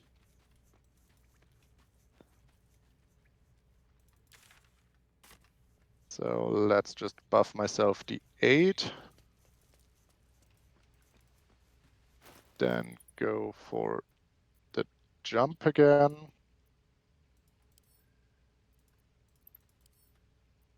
And then I'ma just, yeah, sneak attack Booyagnet. Then let's do it the safe way. I'ma have the fleet fingers for for this one, and I'm gonna pre-buff myself. Actually, with the bless as well.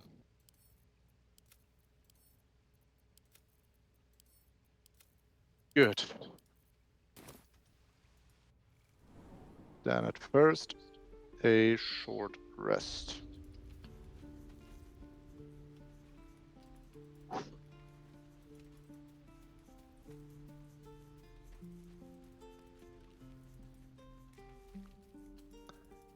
Something good here, I hope.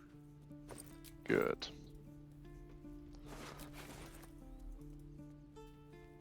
I'll cast Bless on myself, No traps, please. because I think that is a little more important. Or is Shield of Faith more important? No, Bless, because it doesn't cost a spell slot right now. I'll cast Bless on myself.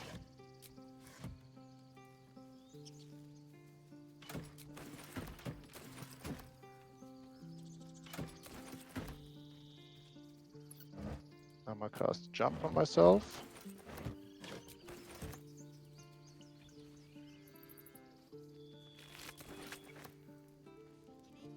Exit turn-based mode. Change my gear and re-enter turn-based mode, and then we're gonna attack this guy. Wish me the best of luck, Hardcore. Good luck, sir.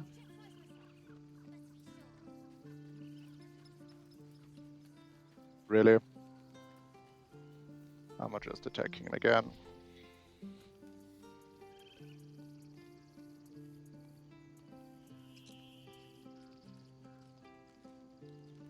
So how are we gonna deal with that? Well, That as long as you're up there, a draw action will probably throw weapons at you, which is not a good thing. I don't know if they can knock you down or knock you back. No, but I'm not in battle yet. That's the problem. You will be when you end the turn, because they'll look for you and they'll find you. Yeah. So just understand that the battle is going to commence. If you move that way, yeah. I'm thinking that I'll just stand here because they won't find me, and then I might have an unfair stealth opening. It's up to you.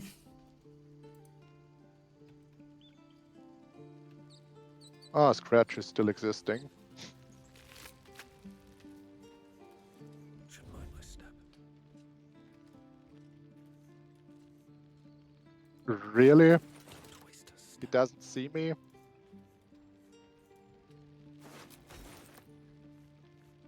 Well, if they're too stupid too, I'll just blow up this chandelier over his head.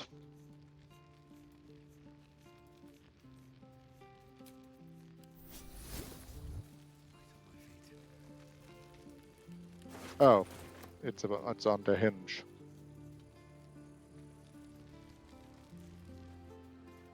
Now I'm finally in combat.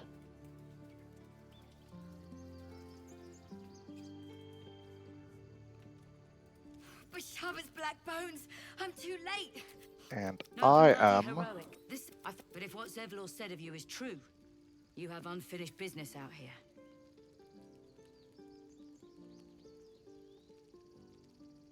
about to jump over there, As do I. and Once then my people will join let your them camp engage tonight. with the spiders. The Grove speak to Wrath. He will reward you for your. What The is the the most Grove still safe stands. place? Take tonight to rest. Take tonight to believe me. It is. Take tonight to rest. Over Recoup. there. But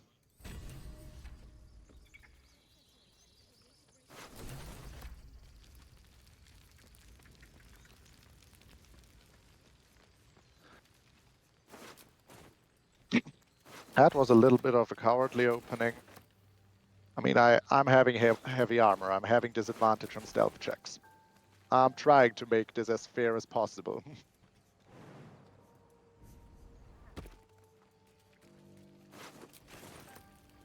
Oh, there's still the drum. One of them will beat the drum. But that shouldn't matter at this point, right? Because you've killed everybody else. Yeah, no.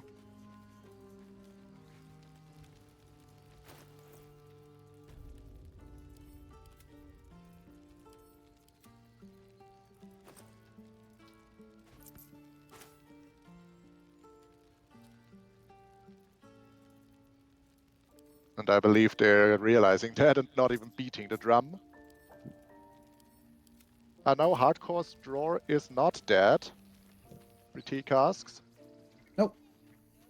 Roar Excellence alive. Which means that I'll have to deal It's with just him. that I'm not allowed to do the grove defense. Probably I'll do it a bit later, seeing as I don't have any specific reason to rush in and do it at this point.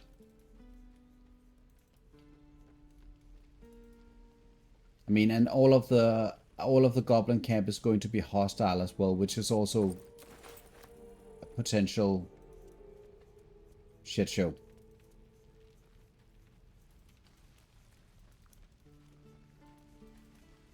I want to have a word.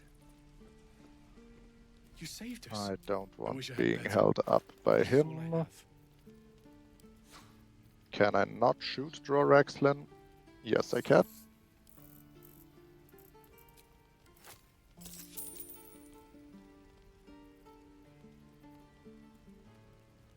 May time more. How far is he away? 18 meters, and I can go 8 meters more. So he shouldn't be able to get to me.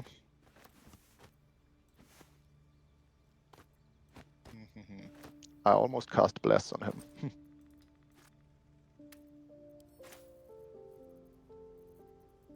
Let's hamstring him.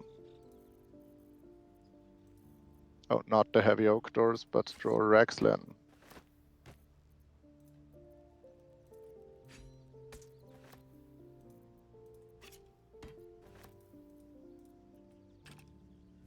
Does it not allow me to hit draw Rexlin because...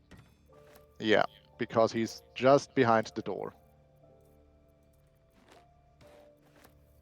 Doors, our greatest enemies.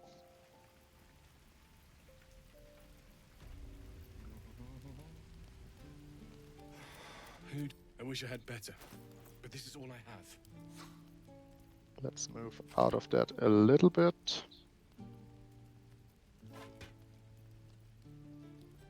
Like here.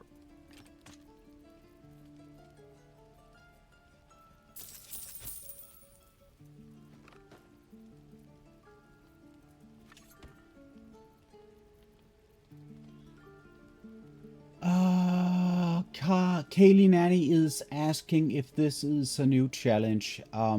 Right now, I'm just going to link the multi-stream here, just so that people who are watching knows what this is.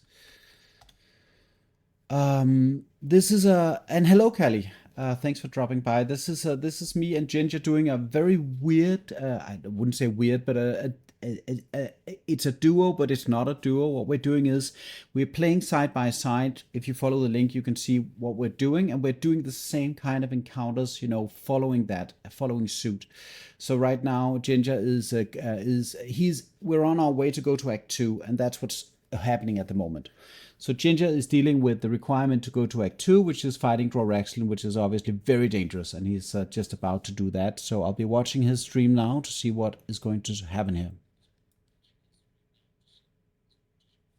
So I have two options. I could engage him right now, or I could just try to hamstring shot him.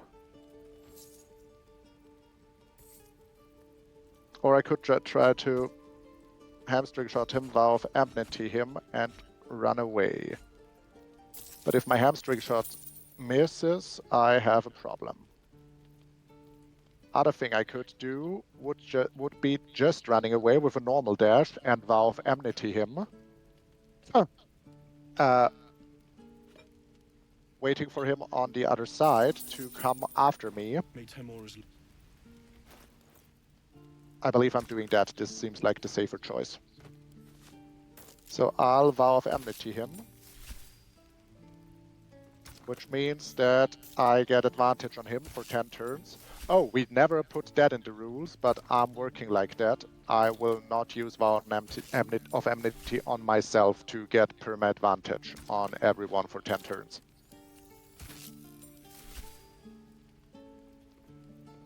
So now I have advantage against Drorexlin. And then I'm gonna main action dash and jump over here.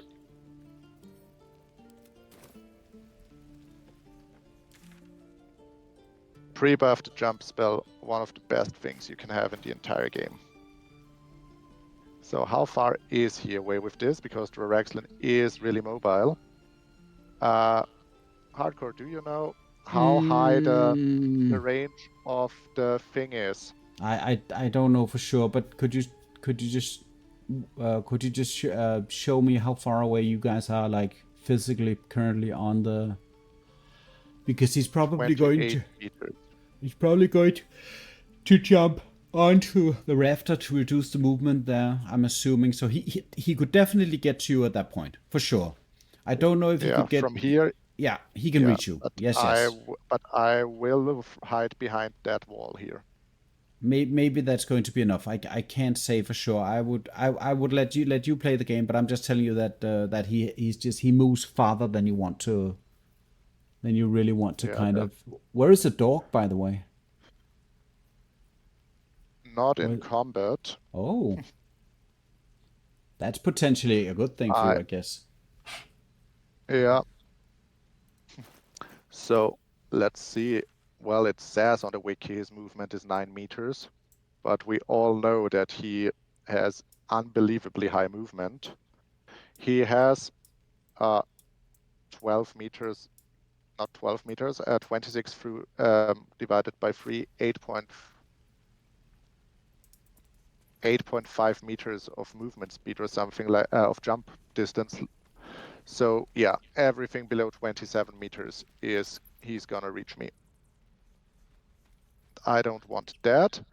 I want to probably be behind that rafter here. See what this does.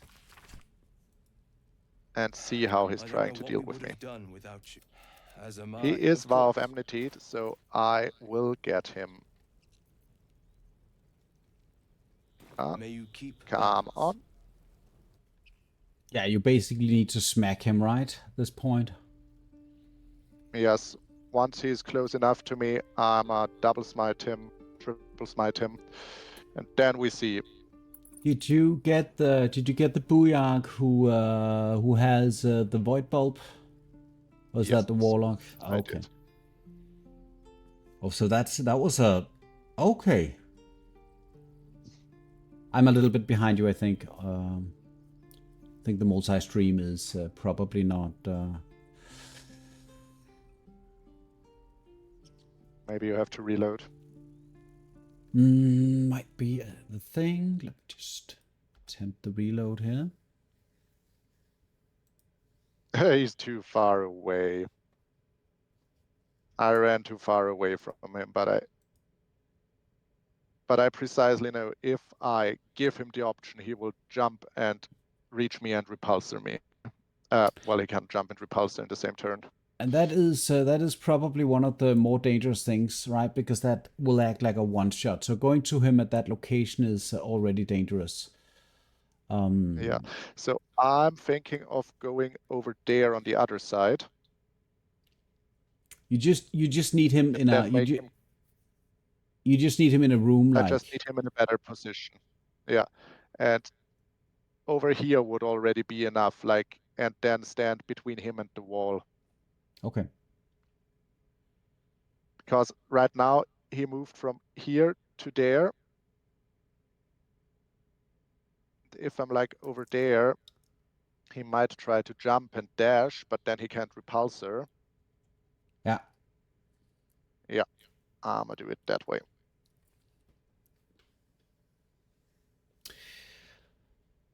Well, but I'm at first trying to hamstring shot him. This is to anybody watching. This is probably the last really bottlenecky situations in what me and Ginger are doing. If this works well for Ginger, we're going to be in a situation where we can proceed with the game to get into the mid game. So Oh yes. that is what we're all hoping for at the moment. I'm not hoping for Ginger's demise. So currently, because if one of us dies, we both have to kind of restart if that's what we want to do. That is the idea behind this. Oh, make sure you make that jump, Ginger. Be careful. Is that the position? That looks good. Yeah. Oh, be careful, man. Yeah, random stuff blocking your jump can always be your demise. But I could also just go over here. And then jump so that there's no rafters between me. That looks good.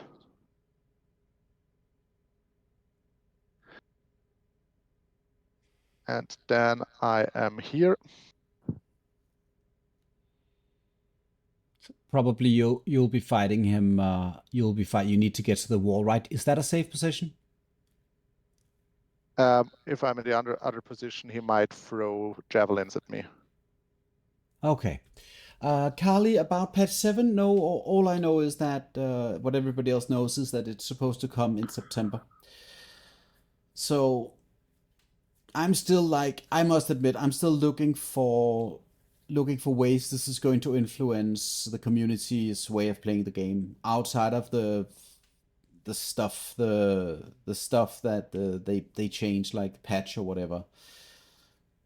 That's going to be more difficult. Then I think, yeah, I'm still looking for more game mechanic changes for the Okay, or he's beating the drum. yeah. But that's good, right? That's what. But the Vowed Cry is probably going to go out of combat once you finish with Draw Raxlin, I'm assuming.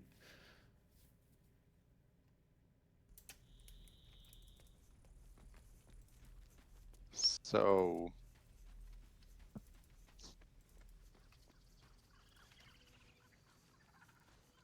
That's it. they're in battle positions right now.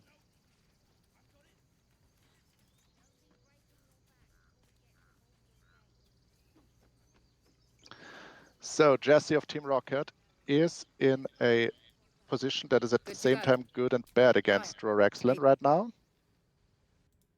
Because a Thunderous Smite could easily throw him off as well. And that's what I'm about to go for.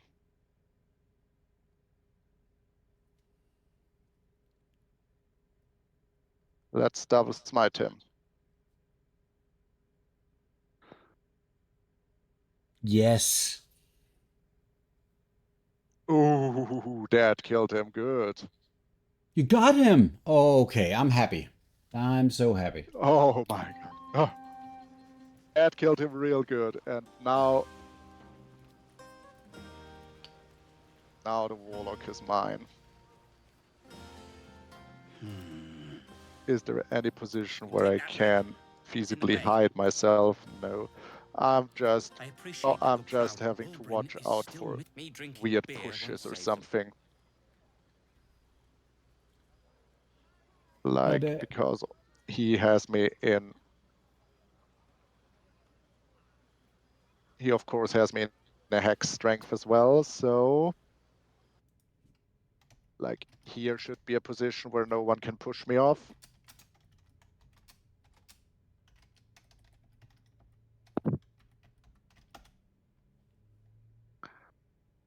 Perfect.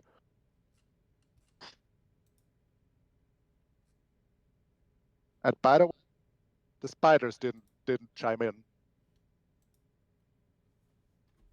Why? I honestly don't know.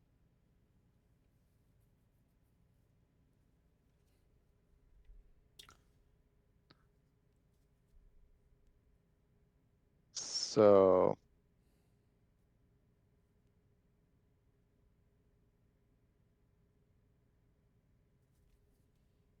But I'm happy that you made it, because now we can talk about, now we can more say, unless you do something.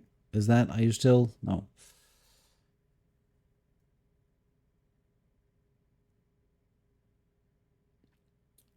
well, now it's just a cleanup. Yeah. Come on. I mean, this is in like an ordinary play, like without the very extreme play styles, like what Callie is talking about, like the 1 HP challenge or the level 1 challenge, where you have to go to extremes to make it work. With the kind of an ordinary or semi-ordinary play, this is pretty much, in my opinion, where the whole non-region lock kind of comes into, I think, has a bit of a shortcoming, because once we're done with this bit of business here, both me and Ginger are going to power spike like crazy, because we're going to have access to. The crash items. We're going to have access to the Act 2 items. We're going to have access to a lot of XP that we're basically getting for free. So all of those things are definitely something that is going to change or would be like very different if we had to go about this with a region lock. The first act is so intense, and once you get past that bit, it just becomes a lot less intense. That's what I mean to say. Yeah. So let me kill the last 2 goblins. Yes. And now I'm getting curious to see what's actually what the highlights of the beta actually is at this point. I don't see anything like highlight wise on the patch 7 from the news was, I think, in July. So probably you have to go onto the Discord to check out for those changes on the Larian. Oh, the update is on the 15th of August was the final update on the... I read about that, I believe. So spiders are still here, but, well, did not want to help me. Alas, I got a free turn anyways. Oh, there is someone left over there.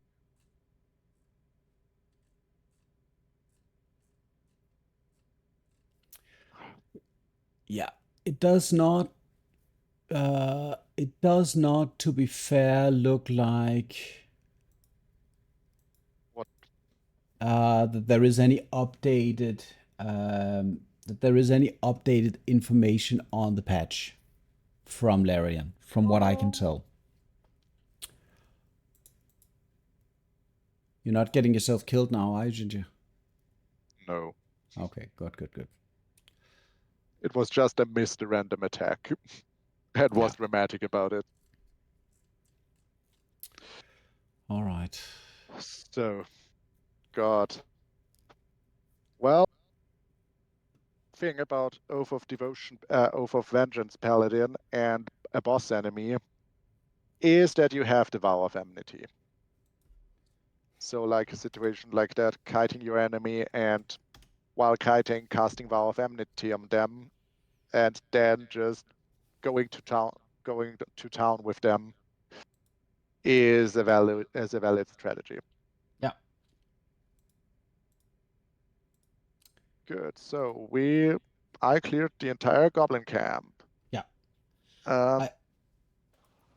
What illicit powers do we use next? I believe we want to go to Field of Thralls. I'm going to yeah, that's probably a good idea. I'm going to ability drain instead. But you have Actually we'll get both before the next combat even. Yeah, for sure. So yeah, that was what I was saying just before, that in the next session that we're going to do, we're going to be in that position where we have access to I don't know, like almost a full brain, right? Because we get three tadpoles from the crash. We get how many from the, I don't know, 1, 2, 3, 4. Like we get so many access to so many tadpoles in the Moonrise Towers. So yeah. We have 3 tadpoles in the Githyanki crash. We have 1, 2, 3 tadpoles in Moonrise Towers. 4 tadpoles in Moonrise depends. Towers. Yeah, that depends. If we can go to the, what is it called? The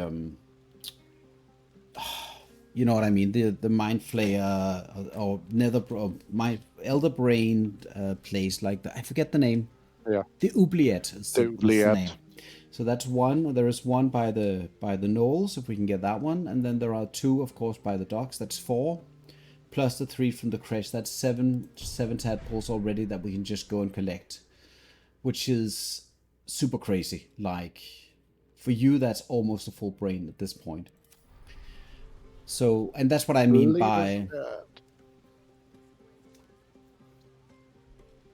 So, but Ginger, I am going to take my daughter to she's going to get her vaccination, her child vaccine. And that Did is. you already do the party or the long rest Yes, after? I did the party. Okay. Yeah, exactly. And I'm going to go to bed alone. Well, Buzz of celebration Aw. to a soothing Well, hum I believe as you I'm approach doing your it too. bunk. You've picked up a few pleasant memories on your journey amongst your struggles. Yeah, I mean, I did the coward's way and just assassinated Sleep Minfara. alone, uplifted Which by is, by the memories way, of a good recent thing. My last triumphs. character did not have great weapon fighting, and was not able to one-shot Minfara. We've seen it at Hardcore's last run, that he wasn't able to one-shot I Korga, trust you which enjoyed I your was. evening. With So, luck and the Oak Father. yeah.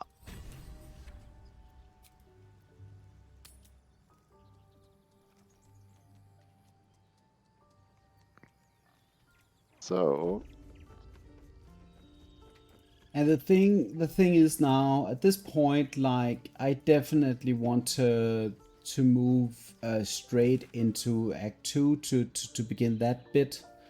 yes, I don't want to we do should. anything else before doing that. Of course, I want to do another partial rest to get rid of the.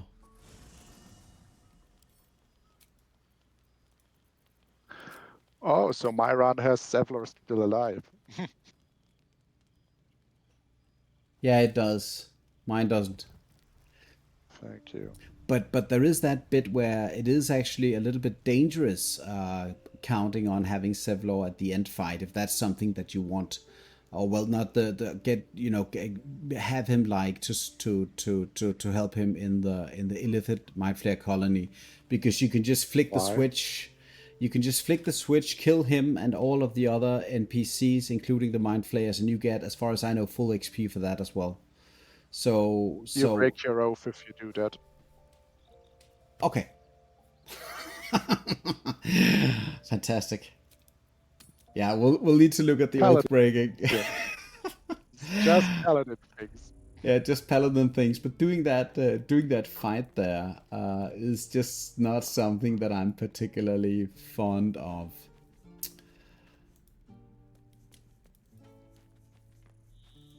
Oh, it feels so good having done this, being ready for that Act 2, and Crash. Just get all of that free XP and all that stuff for free. Just feels so good.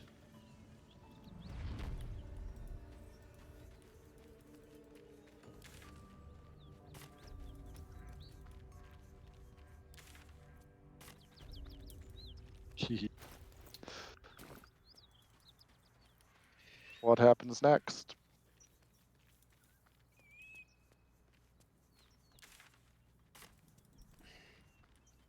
Oh.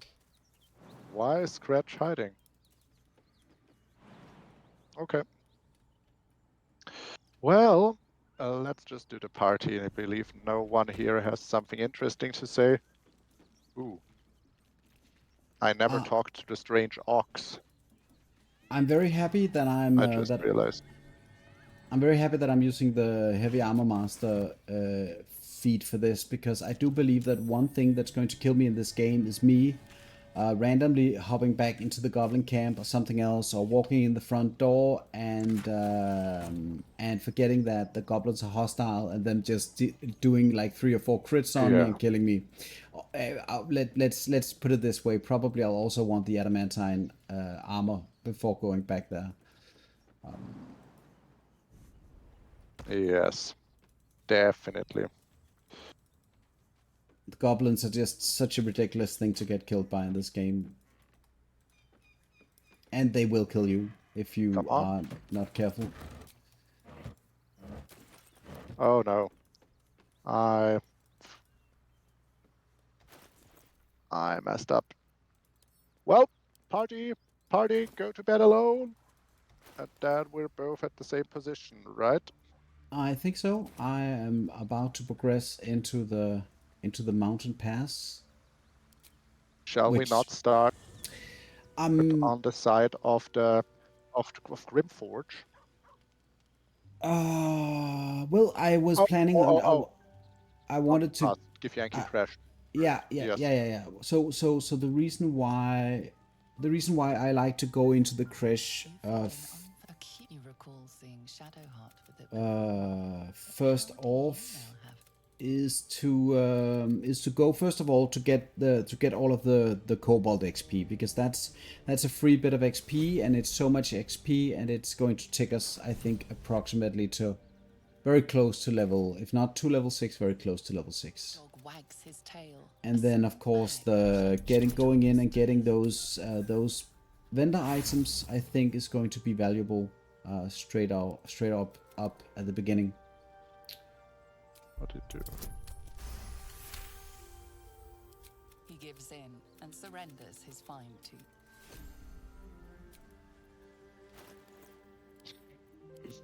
Wolbrun.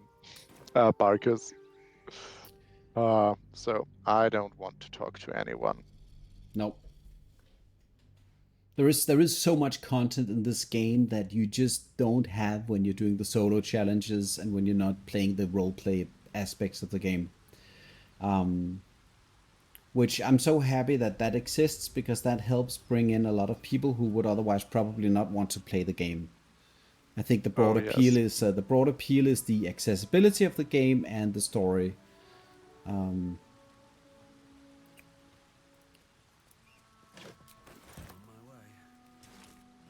Good. Halsen, talk to me. But Jesus, there are a couple of encounters that does worry me a little bit, like the undeads here in Sounds like it. I've had no blah blah blah blah blah. Why does he talk so much? I have something to ask. I left your stupid crash while you're still chasing. Very well. Oh, how fortunate. We did it. I need a gift Yankee egg, which may sound a little unsavory. Then we go to Waukeen's Rest and Mountain Pass. Yeah, I'm just right now. I'm looking into the oath breaks bits here. Are there any oath breaks in the crash at all? Crushing the egg between your feet.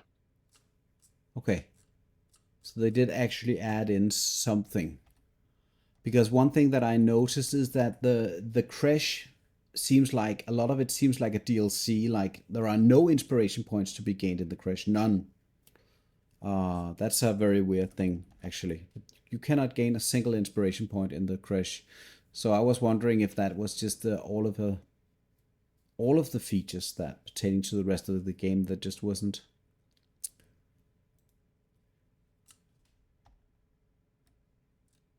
All right. Oh my. I almost forgot that I have almost no money on me. This could be a problem. The Idol of Sylvanas was a very expensive check. There are a lot of pitfalls for me with these oath breaks that I think you've spent a lot more time attuning to that I really need help with. That we need to you need to remind me, because otherwise I am going to make those mistakes. It looks like there are not a lot of oath breaks in Act 2. Act 3 is not relevant right now, but in Act 1 it seems a little bit like most of them. Yes. And then there is the Anders, the one with the Paladins. So as long as we play together and you help me remind me of those things, I should be good. Yeah, I believe the most important oath break is He Who Was. And the Moonrise Towers guards, who for some reason, despite the goblins being counted as evil beings that you can sneak attack without repercussions, you are not allowed to sneak attack the Moonrise Tower guards. Yeah, for sure. That is I'm sure that is related to the development of the game, because it doesn't make any sense. Yeah.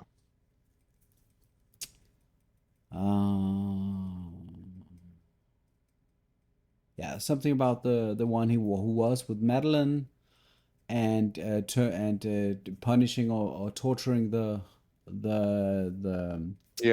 fairy, and yeah. So torturing the fairies for all.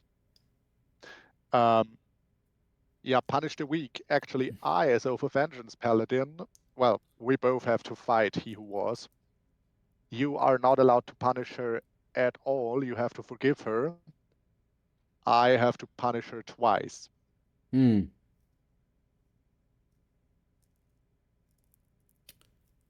Oath of Vengeance, of course, says punish the wicked at all costs. So agreeing to go and steal the egg is not considered a problem for the Paladin. I don't think so. I didn't oath break on that one. I mean, I also don't like to get the egg, so. I should hope so. I'm just dodging the conversation with her. Take a look. I mean, let's see.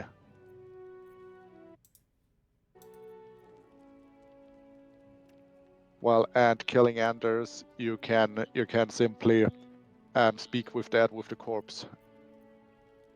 That reveals that they are from Zariel. And then tell him, oh, I know you from Zariel. So this is one of the cases where you have to, from here on, we need to initiate most encounters via dialogue. Yeah. Good to know. Hey, there's Lae'zel. And it looks a little bit like that might be a problem when it comes to vendors, right? Because then we can't automatically just kill the vendors, can we?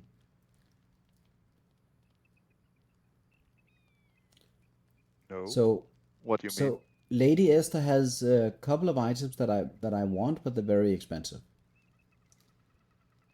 I know that. Yeah, for me too. And I know that they're going to drop for me if I kill her, but I can't kill her.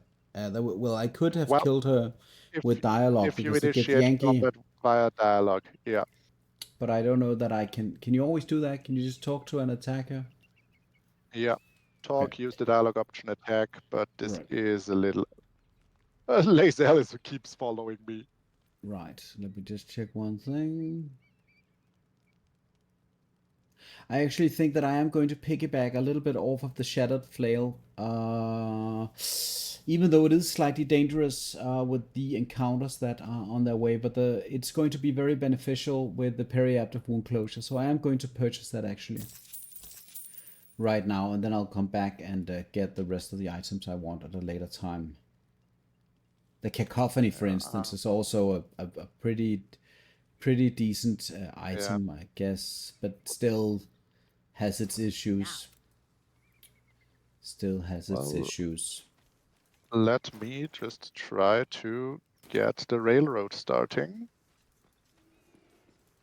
By the way, 3,600 XP left. You got a lot more, I suppose.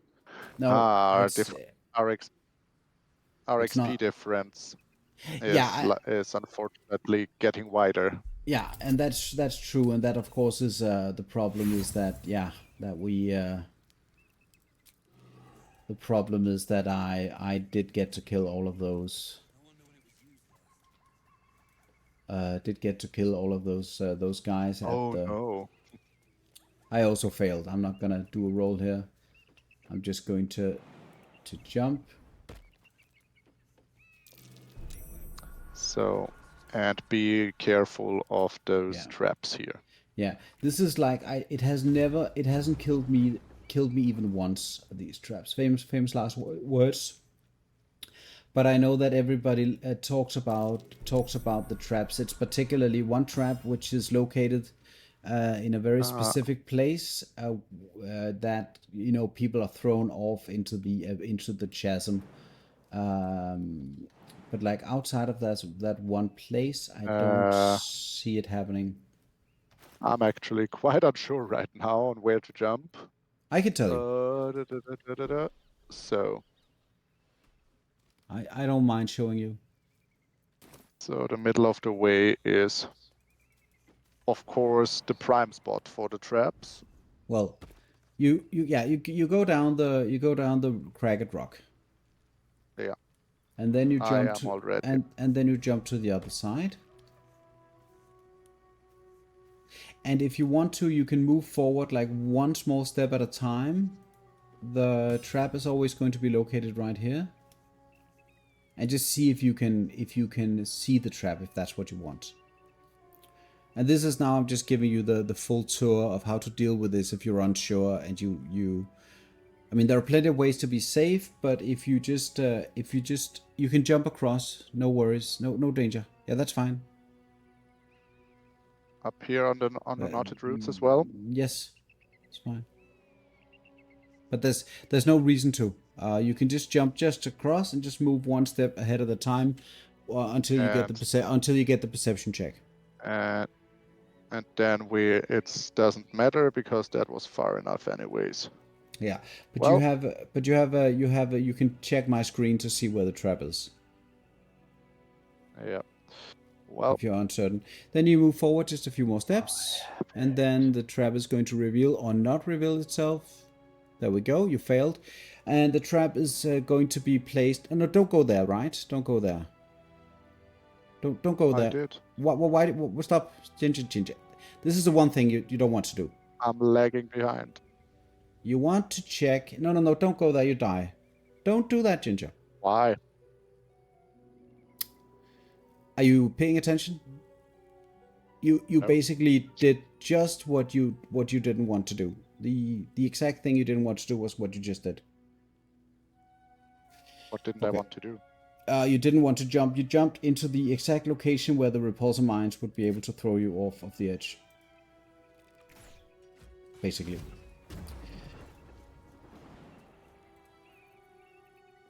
Oh. But are there any repulsor mines up here?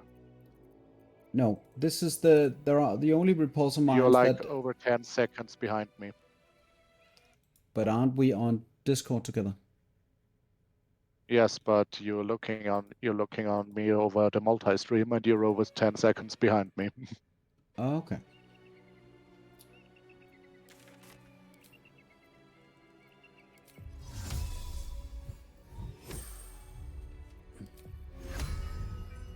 Because I'm already almost at the monastery. Yeah, now it's fine, but the repulsor mine that is potentially dangerous is, let me just see. Oh, they only seem like they have one knockdown.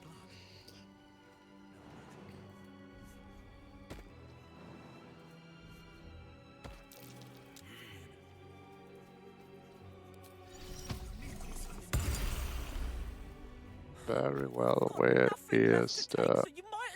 There's the point.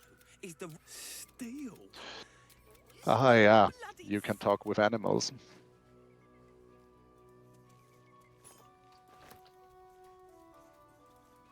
But basically, it is, as far as to my knowledge, it's basically one repulsor mine that's giving everybody the, that scare and that little bit of this. And it's just that one repulsor mine where if you go across the narrow strait there and you just head into that bit before the Blue Jay, that's when the repulsor mine that can throw you off the edge is.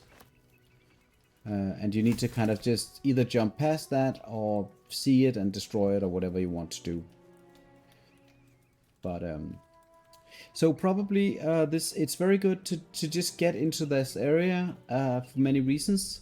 But probably what I want to do is to just quickly go and defeat the kobolds. Oh, kiddly do kiddly. So,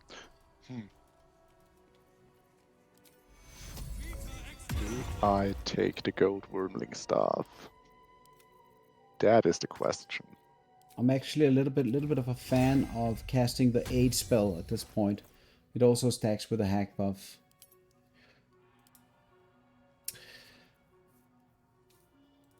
Alright, so probably, yeah, Periapter Vitality is going to be the go-to for me because that's, and then with the Flint Mace, I can basically heal up on the kobolds and fight those without spending any spell slots. That was actually the idea.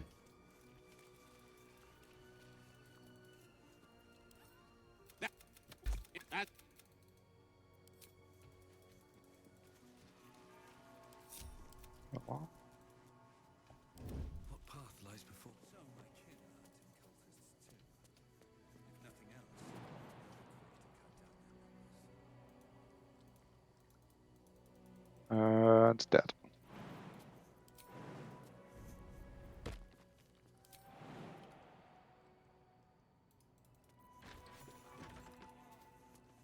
And then you get 80 XP to explore the 80 XP to explore the brewery, and I cannot tell you for sure that these are also scalable XP, but you need to do something. So I think this is a pretty decent thing to do. So many good options for the necklace. For me at the moment, it's very hard to make up my mind. Huh. I actually have done. No necklace. Well, no good options. Well, I'll just keep the Misty Step one. And the healing is also pretty decent, right? Or maybe not. I have a negative charisma modifier. Oh, I yeah, heal so it's 0 to 3 HP. Oh yeah, been there, done that. Yeah, yeah. You buy the stuff and then you realize that it doesn't work in any way. So that's okay. I'll just set up this stuff and I'll just go ahead and Well, and deal with these guys. yeah, I will just deal with those guys. I have the Misty Step amulet because this might be the one that's most likely to help me. Do I have any checks? No, but I don't have any combats after that one, so let's just kill that one. I'll strike you down.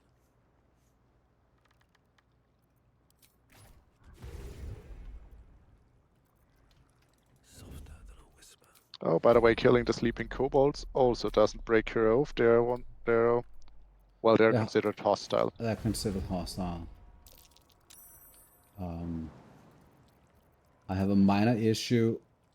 See you, Kelly. I have a minor issue on my end, and that is that I'm going to go mad next turn. Huh! So that's that. And you have some new emoticons and some new emojis, Nakali. That's nice. Looking good. They have 20 HP each. That's right.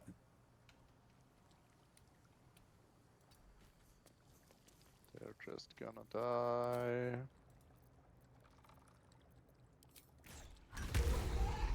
I don't have anything really positive to say about the Cobalt situation in this game. I think the only time where, in my opinion, that this really that this actually is good, like in any way, is with the region lock limitation, because then this becomes like a very welcome distraction from all of the hassle of Act 1. But for us at this point, it's just basically going in and killing, how many are there? 5, 8, 9, 10, 11, 12, maybe 15 or 14 times 75 XP. It's like, I think it's 1,300 or maybe even more points of free experience. Outside of the Inventor, who can do some nasty damage with his Alchemist Fires. This is basically like free XP. So it's a very odd thing. It's a little bit like when you head into the Illithid Mindflayer colony and you kill all of those brains, like walking around, those are also just free XP points. Yeah. And I know why they're doing it. They're doing it because they want to help push people to a more reasonable level just before the whatever needs to happen, right? Ooh. You kobolds are standing in a really nice position for like a colossal onslaught. It was nice having known you. How much HP does the Inventor have? Not enough.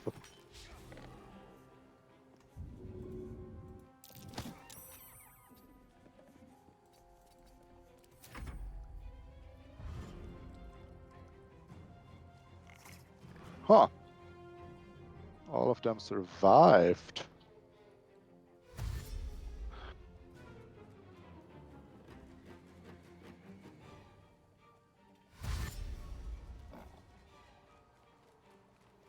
That was a low roll if I've ever seen one.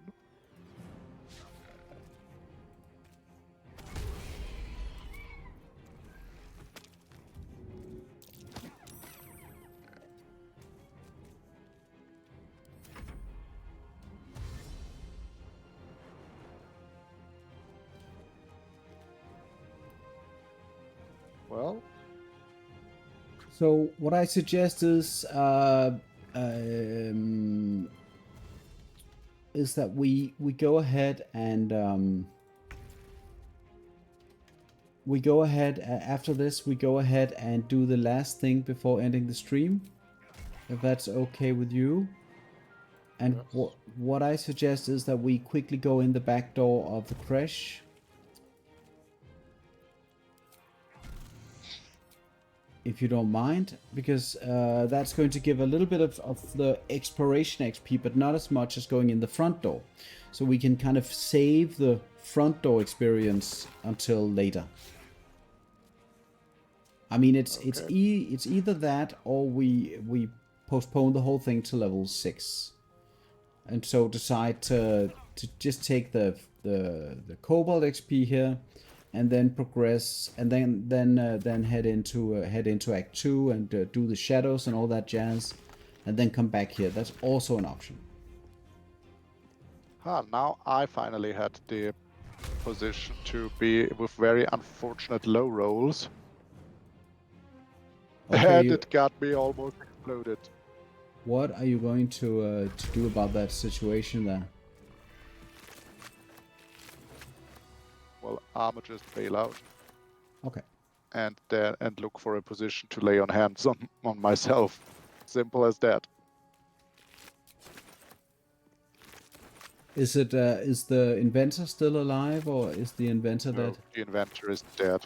And Gotcha. there's only 2 kobolds alive because with throwing his fire, he killed almost all the other kobolds. Yeah, I'm just telling you that Inventor is the one hero unit that can kind of do a bit of surprising things.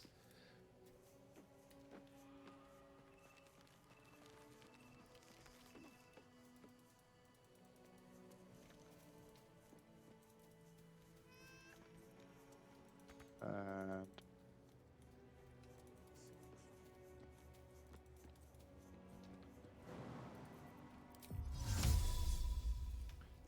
good.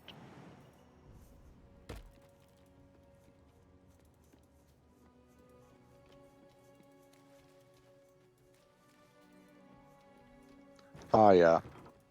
There's the random ones in the barrels as well. Yeah, for sure. I'm just right now. I'm on my way to. Oh, well, can I even collect the helmet without going up to the rocks? I don't think that I can. You can, but Because I don't want to go to the you rocks. can, and you can also without getting discovered. Yeah, I know that I can get up there and not be discovered. The problem is if the second that I click the vines to go to the rock level, the XP is going to trigger. Ah. And that's the problem. So I was just wondering if there's a way to get to that position without. I don't think that there is.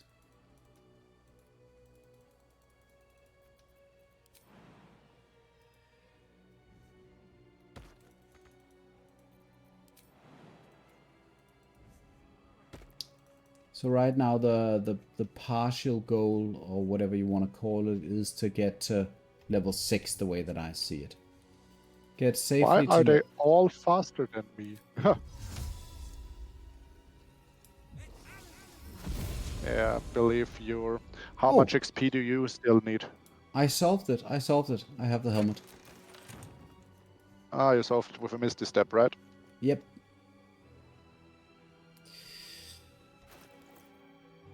And then I have the Holy Lance helmet, which immediately is a lot better than anything else that I have. I don't think I'm ever going to take that off, at least for most of the mid-game here. Because things will try to hit me, right? I believe so too.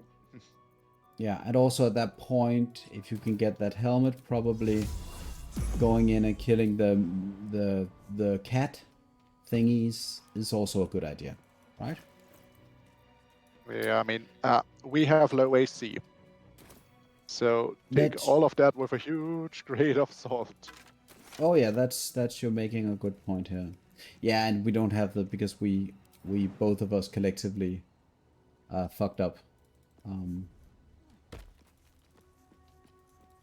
So do I trigger exploration XP when I go to the pool over there?